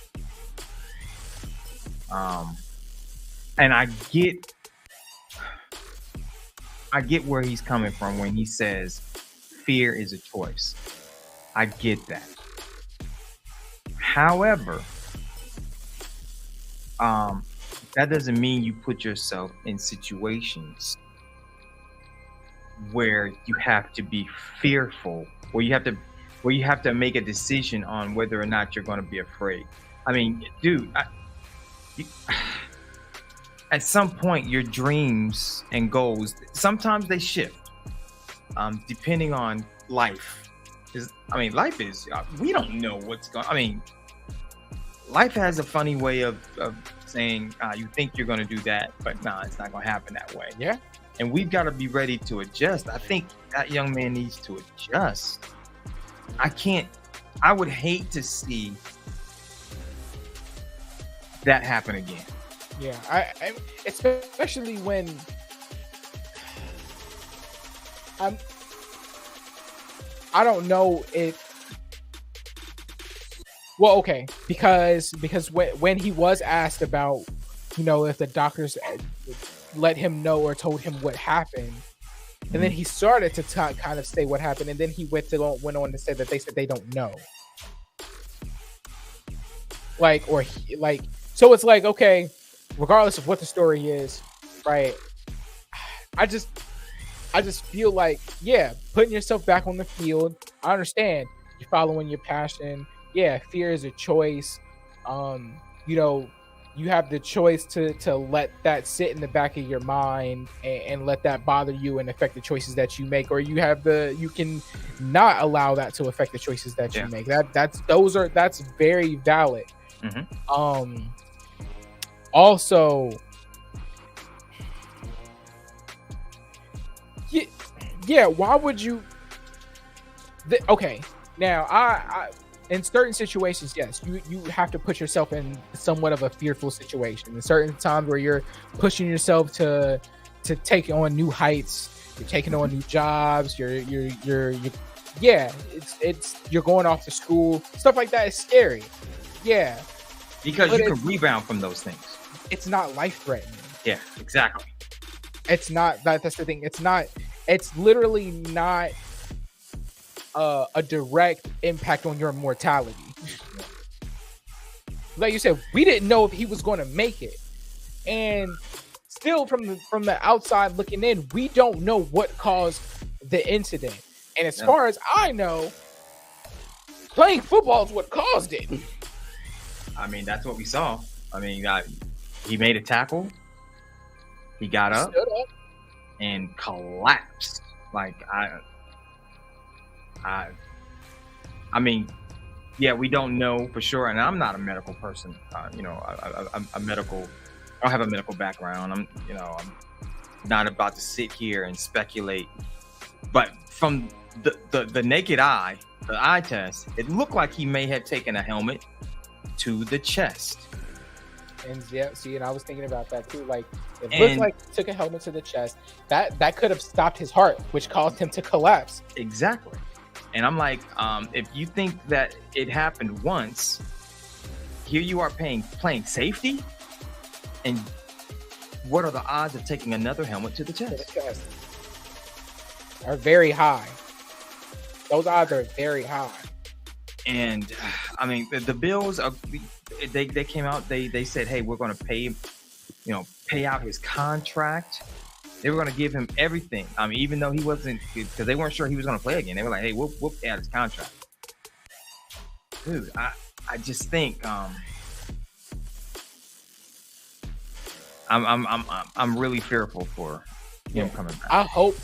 I truly hope nothing happens, but that's scary to me. That's really scary.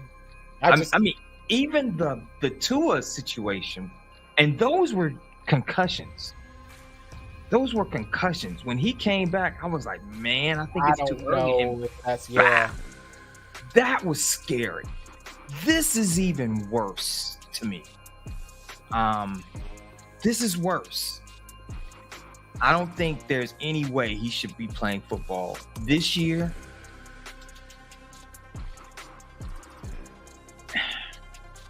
And in my opinion, I'm not saying he's wrong to come back ever and play football, but in my opinion, until he gets a definitive answer on why he had a heart attack on the field, I don't play football.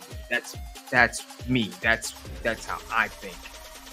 And if I'm the Bills, as much as I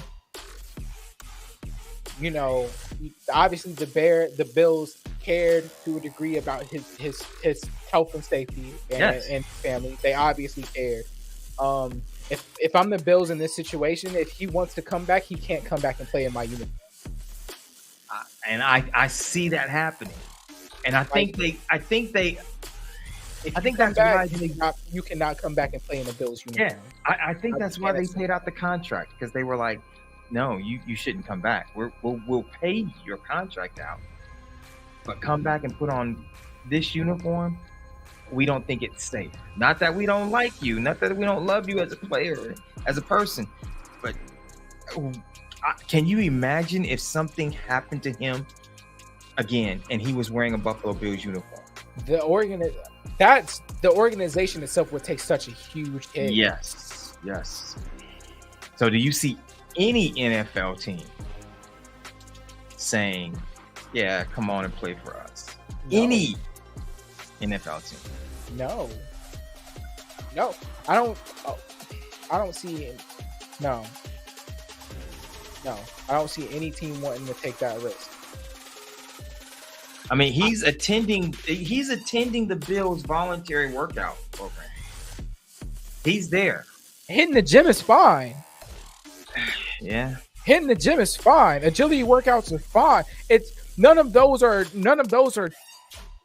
taking helmets to the chest. Man. From someone who's 200 plus pounds running towards you while you're running towards them. Yeah. Full head of steam. Pa. That's not the same thing. Like, yeah, you should go to the gym. You should work out. It's once you start doing on the field activities where it starts becoming an issue.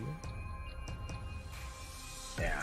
I mean, heck, even on days if they're just doing uppers, I might be a little scared just off of the strength. They're like, okay, you run into his chest, you know, it's because it is free now. Like, no, I can't. I can't take that risk. I can't take that risk. As an organization, as a coach, or I couldn't. I would just I'd you know what? Even if he made the team, I'd be too afraid to put him on the field. I'm not gonna. If he signed a contract, if I were an organization and he wanted to play, and I said it was, he'd have to sign it. He'd have to sign a waiver. I'd have to be waived of responsibility. And even then, as an organization, if something happens, you're still going to take a big meeting. You're going to take a big financial hit, because they're still going to say, regardless if you got him to sign that waiver, he was still under you, and he's still your responsibility. Yeah. You should have just told him no flat out. And it's like, we did tell him no. He refused to say no, and he still wanted to play. Like, yeah, but you could have told him he didn't have to play here. Yeah, you could have told him to go elsewhere. You're not going to make this team. I mean, you had the power. I mean, yeah. If I'm an organization, that's a no. If I'm an organization, it's a no. If I'm any NFL team, that's a no. Yeah. I don't know. I wish him the best. I mean, I really do. It's great to hear that he's made a full recovery. I'm full recovery. 4 months. That too kind of doesn't sit right with me. You know, 4 months after you may be recovered for normal life, but are you recovered enough to play professional football? Cleared to play? Yeah. The medical staff has cleared him for football activities. That's scary to me. That's just so scary to me. Yeah. But you know, I hope it works out for him.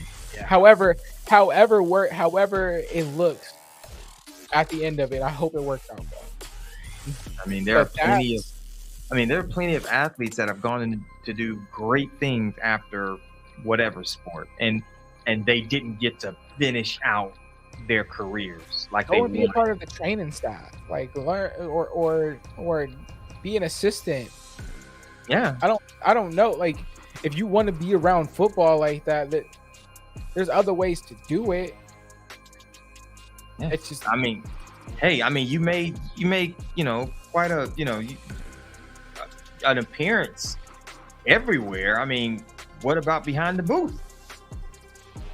I mean, his name is out there. He's, he probably wouldn't have gotten those kind of opportunities playing football. I don't think, but who knows? I mean, maybe Damar Hamlin behind the booth. Hey, who knows? Podcasting is profitable. Hey, so yeah, he's. When you got a fan base like him, when you got a fan base like that, Auden can be profitable. Man, for real. I mean, and he, albeit, some dire circumstances, scary circumstances, that caused him to have that type of a platform. He does have the platform. He has the platform. And he should take advantage of it. Yeah. Man, too young to be leaving here, man. I mean, how old is he? He's like 24, I think. I mean, bro, come on, man. 24. That's too young to be leaving here. Because you didn't want to let that go. So yeah. Let's hope that, man. Let's hope that it works out for him. If he does come back to play, let's hope that he's able to have a decent career and nothing happens to him. Most of all, nothing happens to him. That's the number one thing. Forget the career part, and nothing happens to him. Yeah, just hope nothing. Yeah, let's hope nothing happens to that thing. That's scary. Side note: Cleveland beat the brakes off of New York. Anyway, yes, they did. They beat the brakes off of New York. Yes, man. The Stanley Cup is rolling. The Stanley Cup is on the move. The NHL playoffs are in full effect, and I think the question is, the Lightning, can they make it to? This will be 4, right? If they make it, right? 4. That, ladies and gentlemen, that's official. When a dynasty is what, 3, right? Yes. So they're already a dynasty, but yes. I mean, can they make it to 4 straight finals appearances? 4.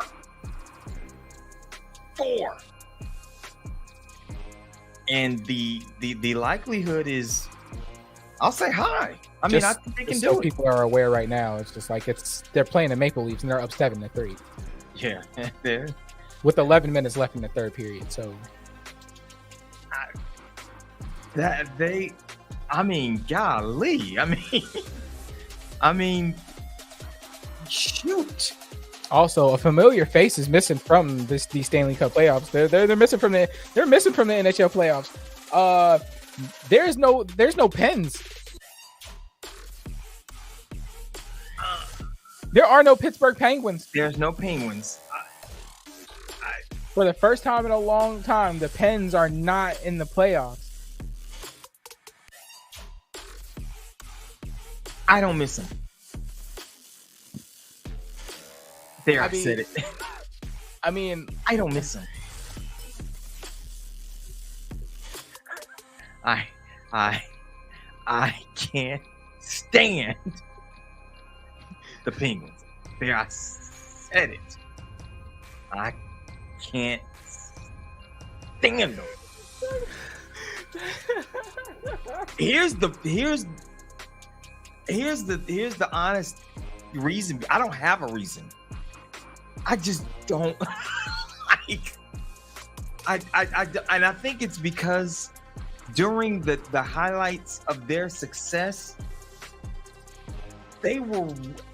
Pittsburgh fans were really honorary about it. They were like, it was like that in your face. You guys suck. Penguins forever. So yeah, I hate them. I don't miss them. Bump them. Bye. I hope you never make it again. Now, there you have it.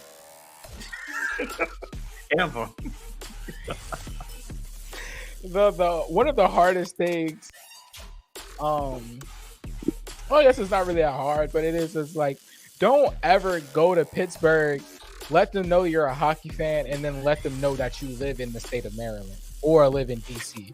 All right, because not only do Pens fans hate the Caps, Yeah, they're also going to let you know about it. Okay. They hate the Caps. Yeah, they'll let you know about it, and it's like, bro, I like hockey, but I ain't that deep. Like, bro, I just said I lived over here. But that's the thing. I mean, it was like, okay, so when they found their success in Pittsburgh, we're talking about hockey. When they found that success, it was like hockey wasn't a thing until they became successful. And they Pittsburgh Penguin fans were walking around like they were always successful, and everybody was like, wait a minute. Hold on. And Pittsburgh itself is always successful. Steelers, Pirates, they're like, no, we're successful. But not the Pens. Yeah. It's kind of like the Bulls fans. It was residual entitlement. It's kind of like the Bulls fans when Jordan came to town, and they were walking around like, yeah, Bulls. Wait a minute. Hold on. Whoa. We even forgot that there was a team in Chicago before. Like, Bulls. The who? The Bulls. I mean, so I hate the Penguins. I mean, look. My squad is no better. The Red Wings are no better. And they have not been for the past, oh my God, 5, 6, 7, 8 years. However, I still hate. For me to see the Penguins out brings me joy. Brings me joy. Oh my goodness. You can say right now, man, Red Wings suck. They didn't make it. Yeah, but neither did the Penguins. Look, that's pretty much all. I'm like, well, the Caps didn't make it. Neither did the Twins. I win. Like, well, ain't none of us going. If we all lost. Ooh, we had a better record. Did it get you to the playoffs? Nope. Well, seems like you're just as bad as we are. Matter of fact, it's worse for y'all. We knew we weren't going anywhere. You up to the last few weeks, you thought you had a chance. We knew we didn't have a chance. I tried to fight for it. We did not. When they dropped the puck on night one, we knew. We knew. Night one, man, the Red Wings ain't going nowhere. Not this year. So, I mean, yeah. The Caps, yeah. I mean, we finished 35 and 37. There was no way. And so did the Wings. So there was no way. There was no way.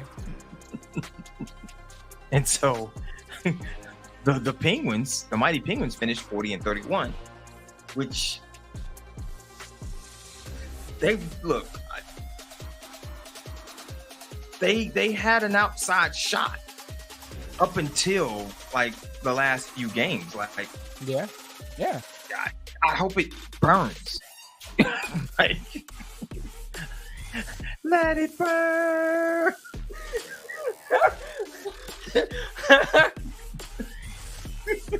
I hope it burns. God, I hope it burns.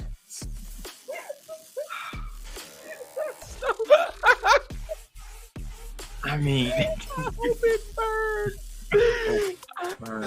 I hope it burns. It's hilarious.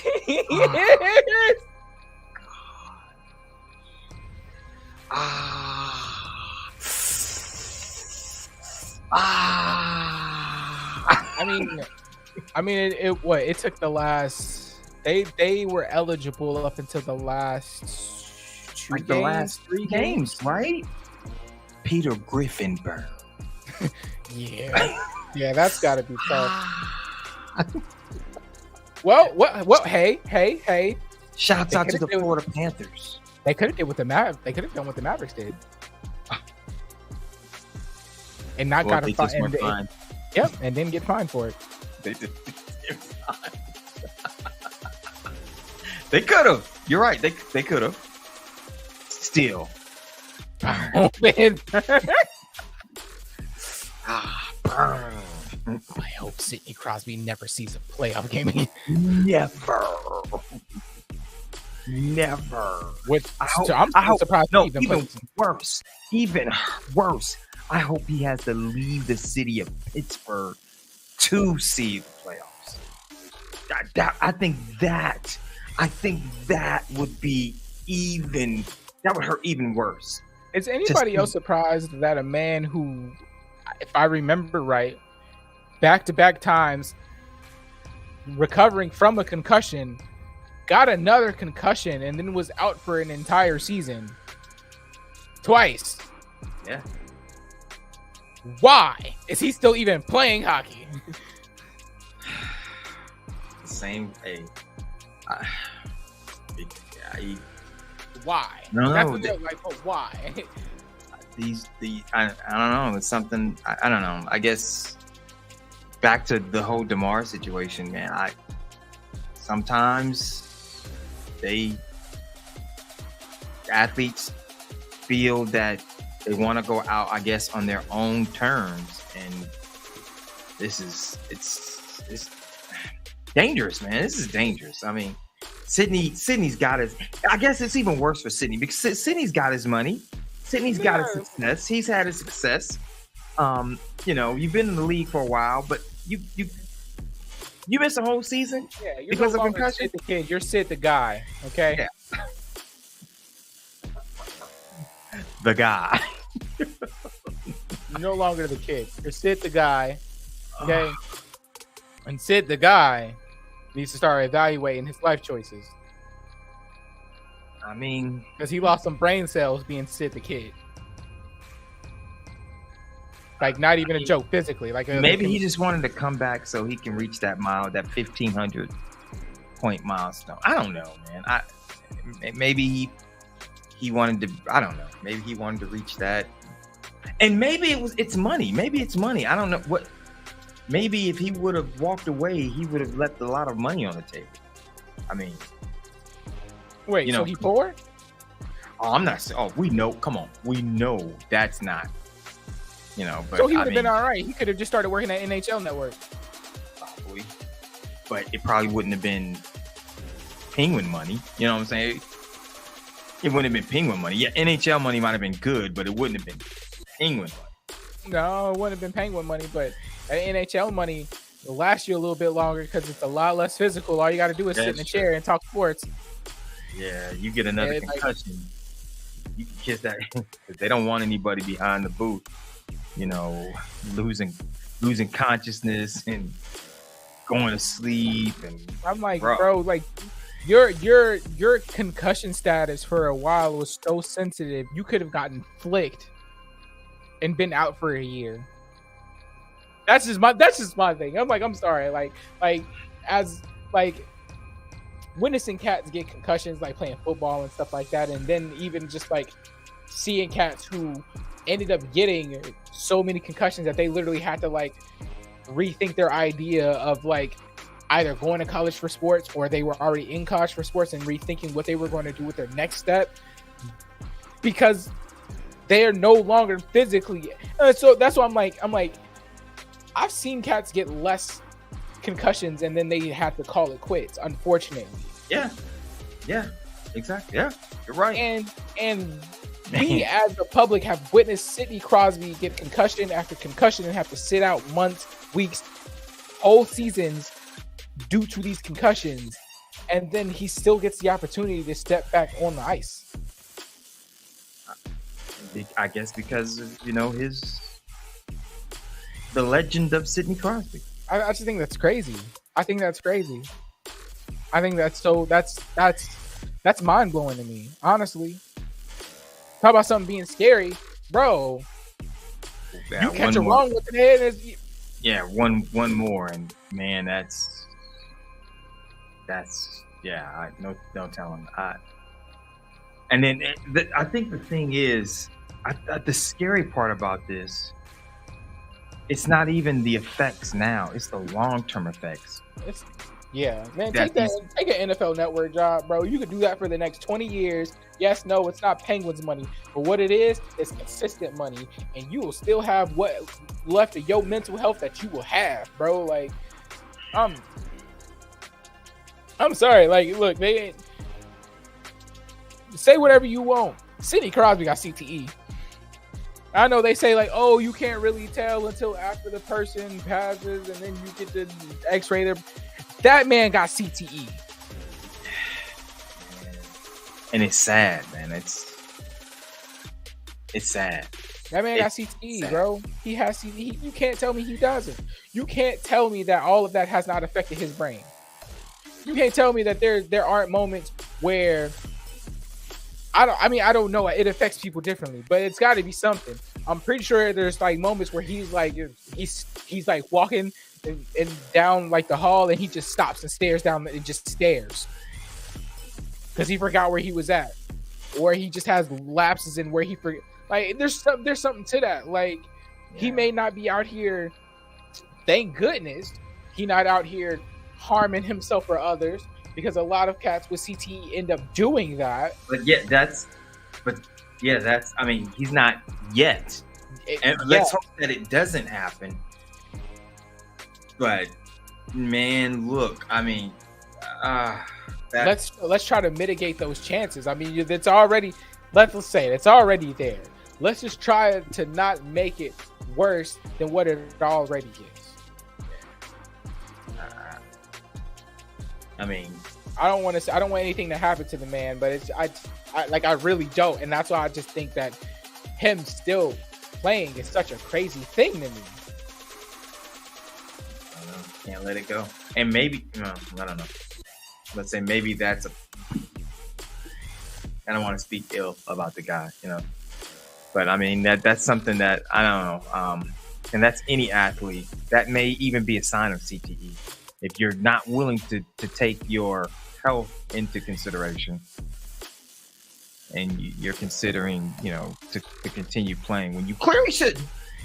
This is any athlete. This is any athlete taking shots to the head on the regular and being concussed over and over. I'm wondering if that could come down to a factor when figuring out if a player is suffering from CTE, because if the player is unable to take care of themselves, then somebody needs to step in and say that's a wrap. Yeah, because I can't wait for whatever medical advancement that's going to allow for there to be like scans, and in order to make evaluations for players or people in general who have CTE, like instead of only waiting until after the player passes, like to see that they have a damaged brain. It's like, okay, can we identify what part of the brain, like if they could identify while the person's still, this part of this lobe in your brain it's not, firing the way it should due to this. I don't think we'll ever see that, because we wouldn't have the NFL wouldn't have a league. The NHL probably wouldn't have a league. I just think there's so many players suffering from that because of the nature of the sport. Yeah, definitely. That type of technology would just come back. They'd be like, we don't have any players. Like they'd be like, we don't have any players. We can't even field teams. We can't even put players on the field because they are all suffering from CTE, some form of it. Well, I think, hockey would definitely have a hard time. But I mean, football, they've already been trying to make adjustments. And that's why a lot of, the last decade or so, a lot of people, fans, even some players are like, the game's gone soft. That's part of the reason. Yeah. Like, I feel like that. I feel like that's part of what. I mean, football is going through a long-term transition right now, and it's going into a transition that's going to be. It may not be, they may not finish necessarily in my lifetime, but we're not. But football's not going to be the same football we've watched the last 34 years, right? It's not going to be the same thing. It's not. Yeah. It's going to be a game that's going to lessen the chances of brain damage. Now, however that looks, and however people appreciate that or don't appreciate that, that's one thing. But it's coming. It's If you gonna be haven't flag. noticed now, it's coming. gonna be flags. Hey, I don't know if you watched it, but the NFL All-Star game, the All-Pro game was flag football. Yep. Um, I A flag football Pro Bowl. Yep. I could that possibly be where the NFL's headed? Possibly. It's a Like- it's Like, or maybe the quarterback has a flag, and instead of hitting them, you just go get the flag. I mean, I see that, and like you said, it may not be your time, mine or your time, but I see, you know, the legal aspect, you know, as CTE becomes more relevant and aware, you know, we hear more and more about it. I see that happen. Flag football. yeah, it's no longer going to be about if you can take a hit or not. Yeah. And as much as that's been such a large part of football for such a long time, like the toughness aspect of football is what makes, at least for our generation, is what part of what made football. It's like there's no way you're gonna play football and not either be tough or get tough. Yeah. That's always been like one of the biggest things for football fans. And that part, sadly enough, has to be taken out of the game if you want players to stay healthy to be able to play longer. If you want it. If you want it. The question is, do you want it? I mean, that's, oh my gosh, it's going to be a whole bunch of high priced. I feel bad for linemen I mean, and special teams. the But they're linemen already that trying to you do see maybe now. special teams. Yeah, I mean, like, I don't even know why they field teams on special teams. I mean, now it's to the point where, I mean, what, 70%? 70% of kickoffs are touchbacks. I mean, Yep. no, they're not bringing that thing out anymore. Yeah. And they're doing that to, minimize, the risk of head injury. So Yeah, if it goes to a flag football type format, the lineman that you see nowadays, that's done. It's going to be nothing about. It's going to be all about speed. Yeah, you're No not going to stops. see. You're not going to see any 6'4", 6'5", 300 pound. No. You're not going to see that. You're not going to see. You don't see. Yeah, you'd be surprised to see anybody above 230. Yeah. playing flag football. It's gonna be all about speed, Speed, agility, finesse. It's all and height. Yeah.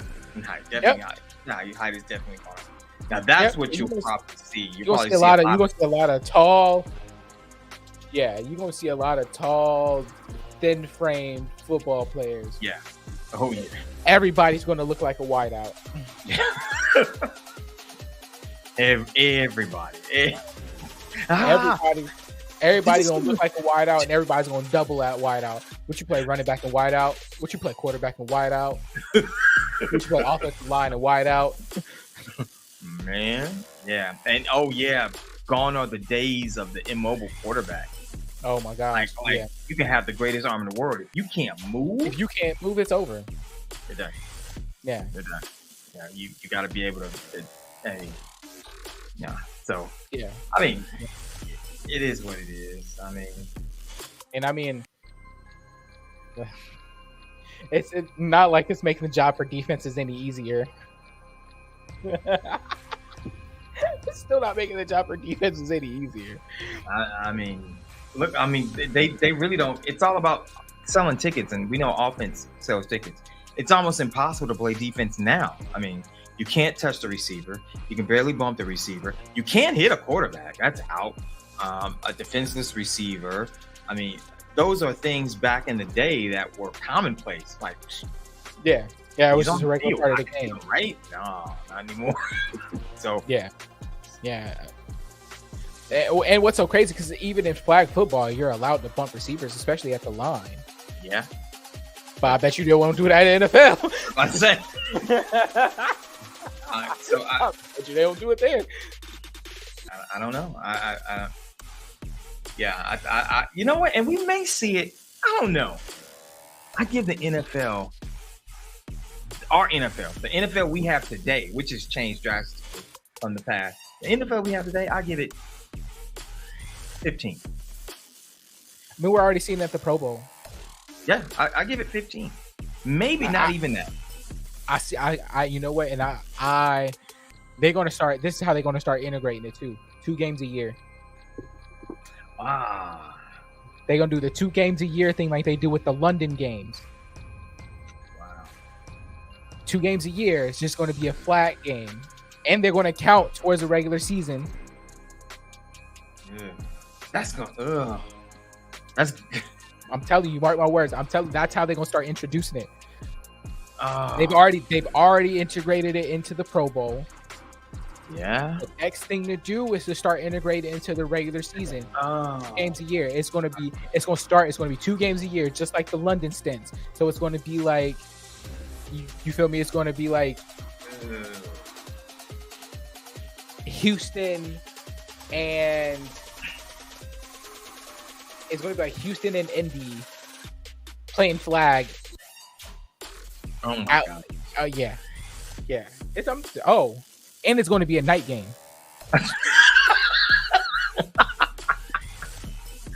Monday Night Flag football. It's going to be a night game. They're going to be night games. Oh my god. If that happens, you know what? Tom Brady's thing of the past. Jokers are going to be playing into their 50s, man. They're going to be playing in their 50s. Are you kidding me? I'm not taking hits. Slanging that thing. What? 15 years from now, the TB12 method still might be. he might have the NFL's longest retirement stint and comeback. Oh yeah, that would be crazy. Oh, hey, why you playing? If that, man, yeah, I could see it. TB12. Like, I don't have to take hits. What? Flag? Oh, I'm back, baby. I'm back. I'm back. Yeah, I can see TB12 coming back. Cam Newton. Oh. I know I said it before, but now there can't be.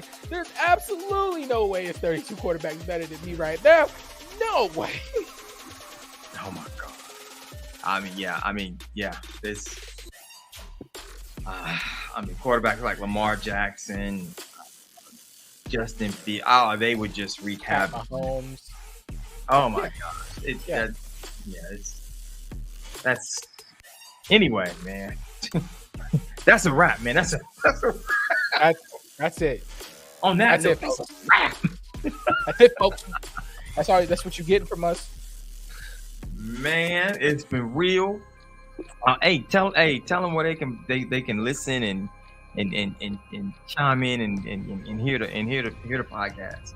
Oh man, all right. So as you know, we're everywhere. All right, because we're too big to fail. Okay, that's the thing. All right, don't get it twisted. We too big to fail. Okay, we like Walmart, Exxon. We too big to fail. All right. Exxon. Like what? We like BP. Even if we make a mess, we still successful. Okay, all right.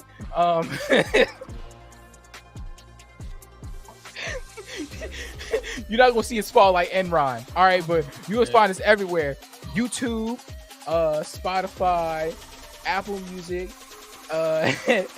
Amazon. Anywhere you can listen to it. Anywhere. iHeart. All right, we're socials, Twitter, Instagram. Check us out on the YouTube. Leave some comments. Check us out on the Facebook. You feel me? Leave some comments. Let us know what you want to hear. Let us know what you like, what you don't like.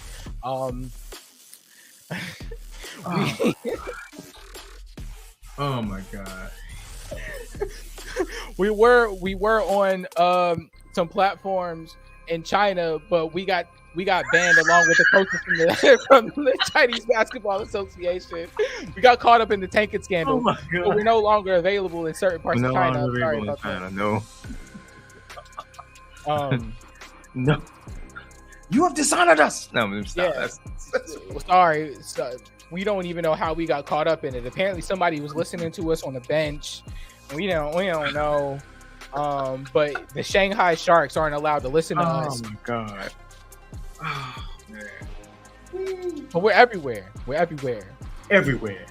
Everywhere. Man. Hey y'all, every Tuesday night, 8:00, man. We are here bringing to y'all the latest week in sports, man. Keys, bro. Oh my god, man. My head hurts now. Side note, we didn't get to this. I don't know how true it is, but it seems very true. I saw the video of it. Again, I nowadays you can't really trust boxers, but apparently Gervonta Davis and Ryan Garcia agreed to bet their entire purse. No. The entire purse? Winner take all. Okay. The first thing that comes to mind is why? Why? Okay, so I don't know why, but I will tell you the story. So yesterday, because this all just happened like within the last 24 hours. Gervonta Davis was on a streamer's name. His name's Kai Cenat. He's a pretty popular like Twitch and YouTube streamer. So he was on his stream, his show, and Ryan called in, and the talk started. Yeah, bet the purse. I think Gervonta was the one who made the offer to bet the entire purse. Ryan said yes.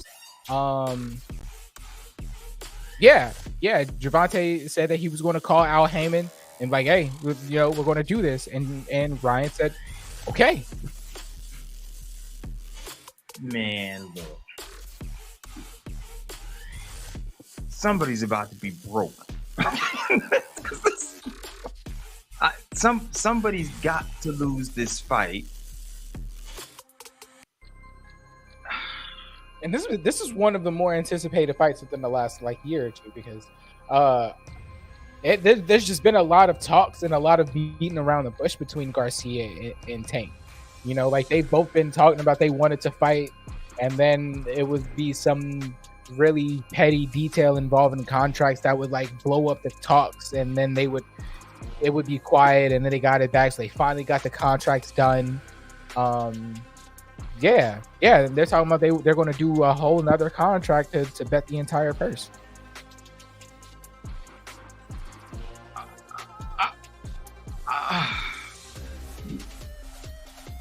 If that's true,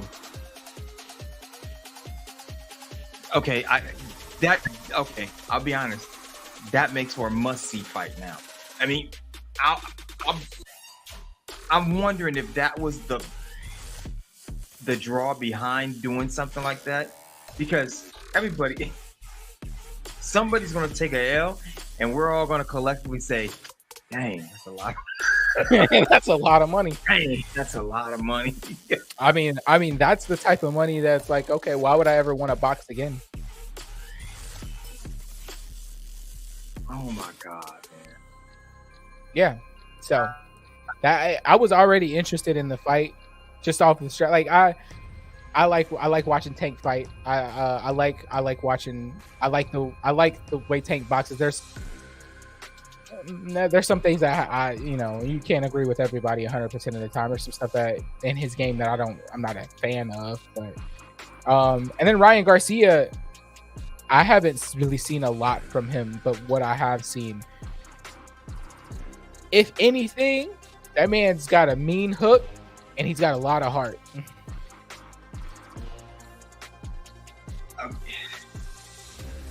I mean, I get that, but I mean, you want to walk away. Nobody wants to walk away a loser, but you want you do want to walk away with something in your pocket because you put, man, okay, man. I mean, they're two of the top. They're two of the top names, you know, in their classes. You know, they're two of the top. They're two of the top names, right? So it's true. been in talk, and it has to happen. It's one of those things. It's like we were talking about with Anthony Joshua. If you don't fight Tyson Fury, I don't care who else you beat, bro. Like that's something that just have to happen. You have to prove yourself. Fighting them, yes, but betting your entire earnings, that's a lot. That's a lot. That's a stretch. That's a bad business move. Here's my question: does betting your entire earnings remove the chance for a rematch?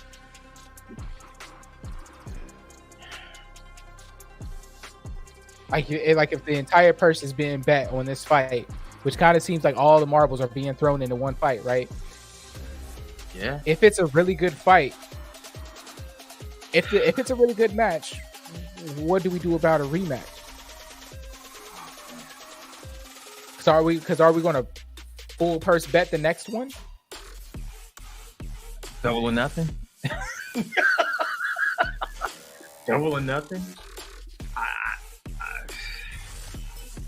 Yeah, I wouldn't be shocked if the winner was like, why should I fight you? I mean, you know, like, I beat you, I took all the money, you're just trying to somehow break even. I don't have time for that. I don't think there would be a rematch regardless. I mean, I don't think, honestly, I think the purse is an added bonus, but I don't think there would have really been a rematch regardless of the outcome of the fight. Only because it took so much just to have. Okay, I take that back. If Ryan Garcia wins, Gervonta Davis is going to ask for a rematch, and Ryan Garcia is not going to give it to him. I get it. I get it. I think regardless, one or the other may call for a rematch, and they won't get it. So, and I don't think the purse has anything to do with that. But I think now that definitely puts the nail in the coffin. Like, oh nah, rematch what? Like, nah, I proved I was a better fighter than you. I took the match. I took all the money. Winner take all. I am the winner. I take all. It's over with. No more talks.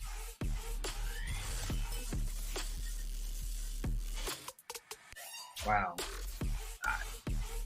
So that's my side note. Wow. Wow. That's all I got for that. Wow. That's a lot of... Mm-hmm. Man. I mean, it's one thing to take a L in the fight, but to take an L in the fight in your pockets, I gotta watch it now. I mean, I gotta watch it now. I have to, because I want to see the look on somebody's face when they realize they walked away. They took a whooping and walked away with nothing. I've got to see the look on that individual's face. Like, what? Can you imagine if it comes down to the scorecard, split decision, how that person's going to react when they make the announcement? They're going to have a LeBron moment. Like, they're going to have a LeBron moment. Like, no. So according to Sporting Payouts, Gervonta Davis is expected to make at least $1.5 million. Right. And then Ryan Garcia is expected to make at least $350,000. $350,000, right? Yeah. I mean, I at least if I'm Ryan Garcia, now that's just their split. There's still a winner's purse, and I'm wondering. I mean, if I'm Garcia, if I lose, at least I walk away with $350. At least I have that. But to walk away with nothing, and maybe Garcia's like, well, $350 isn't a whole lot of money. It's a whole lot of money to me. I don't know. But maybe Garcia's like, 350. I got nothing to lose. I don't know. I mean, maybe his life is already. I mean, because you gotta think about it too. These cats are younger. They're not just. What I'm saying is like they're not just strictly. I mean, they're focused on boxing, but they've got deals and money elsewhere. Yeah, true. Yeah.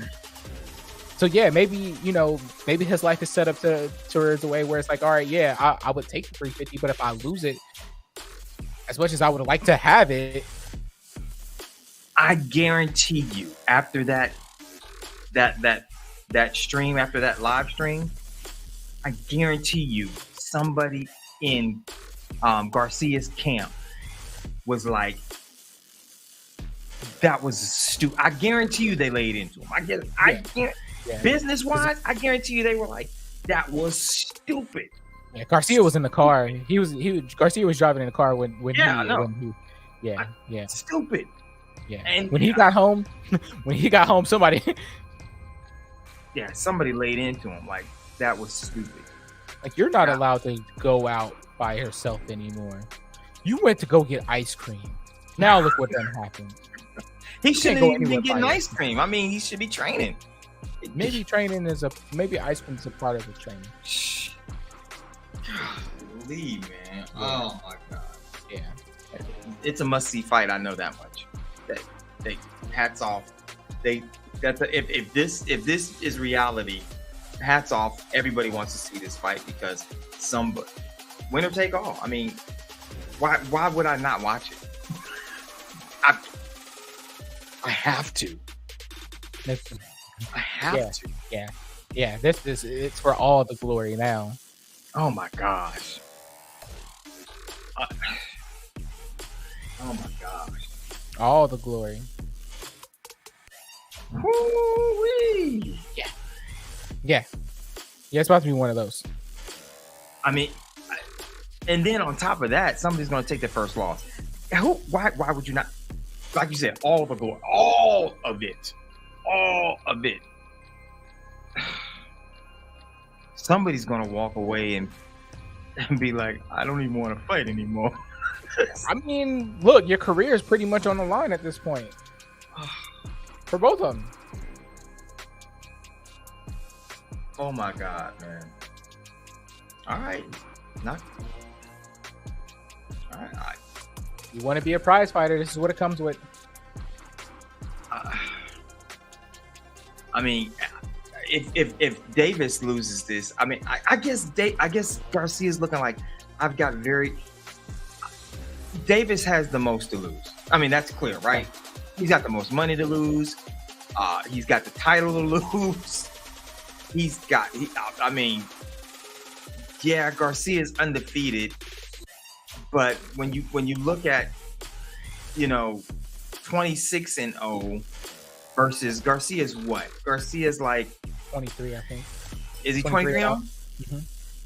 Well, I guess that being said, but still, Davis is gonna, if he takes that one in that loss column, it's gonna be huge. Wow, man. All right, man. He takes that loss, they're gonna be like, you see what happened when you left the money team? You see what happened when you leave the money team? The money leave too. Oh my God, man. Oh. Well, all right. Yep. That's gonna be interesting. That's all I got.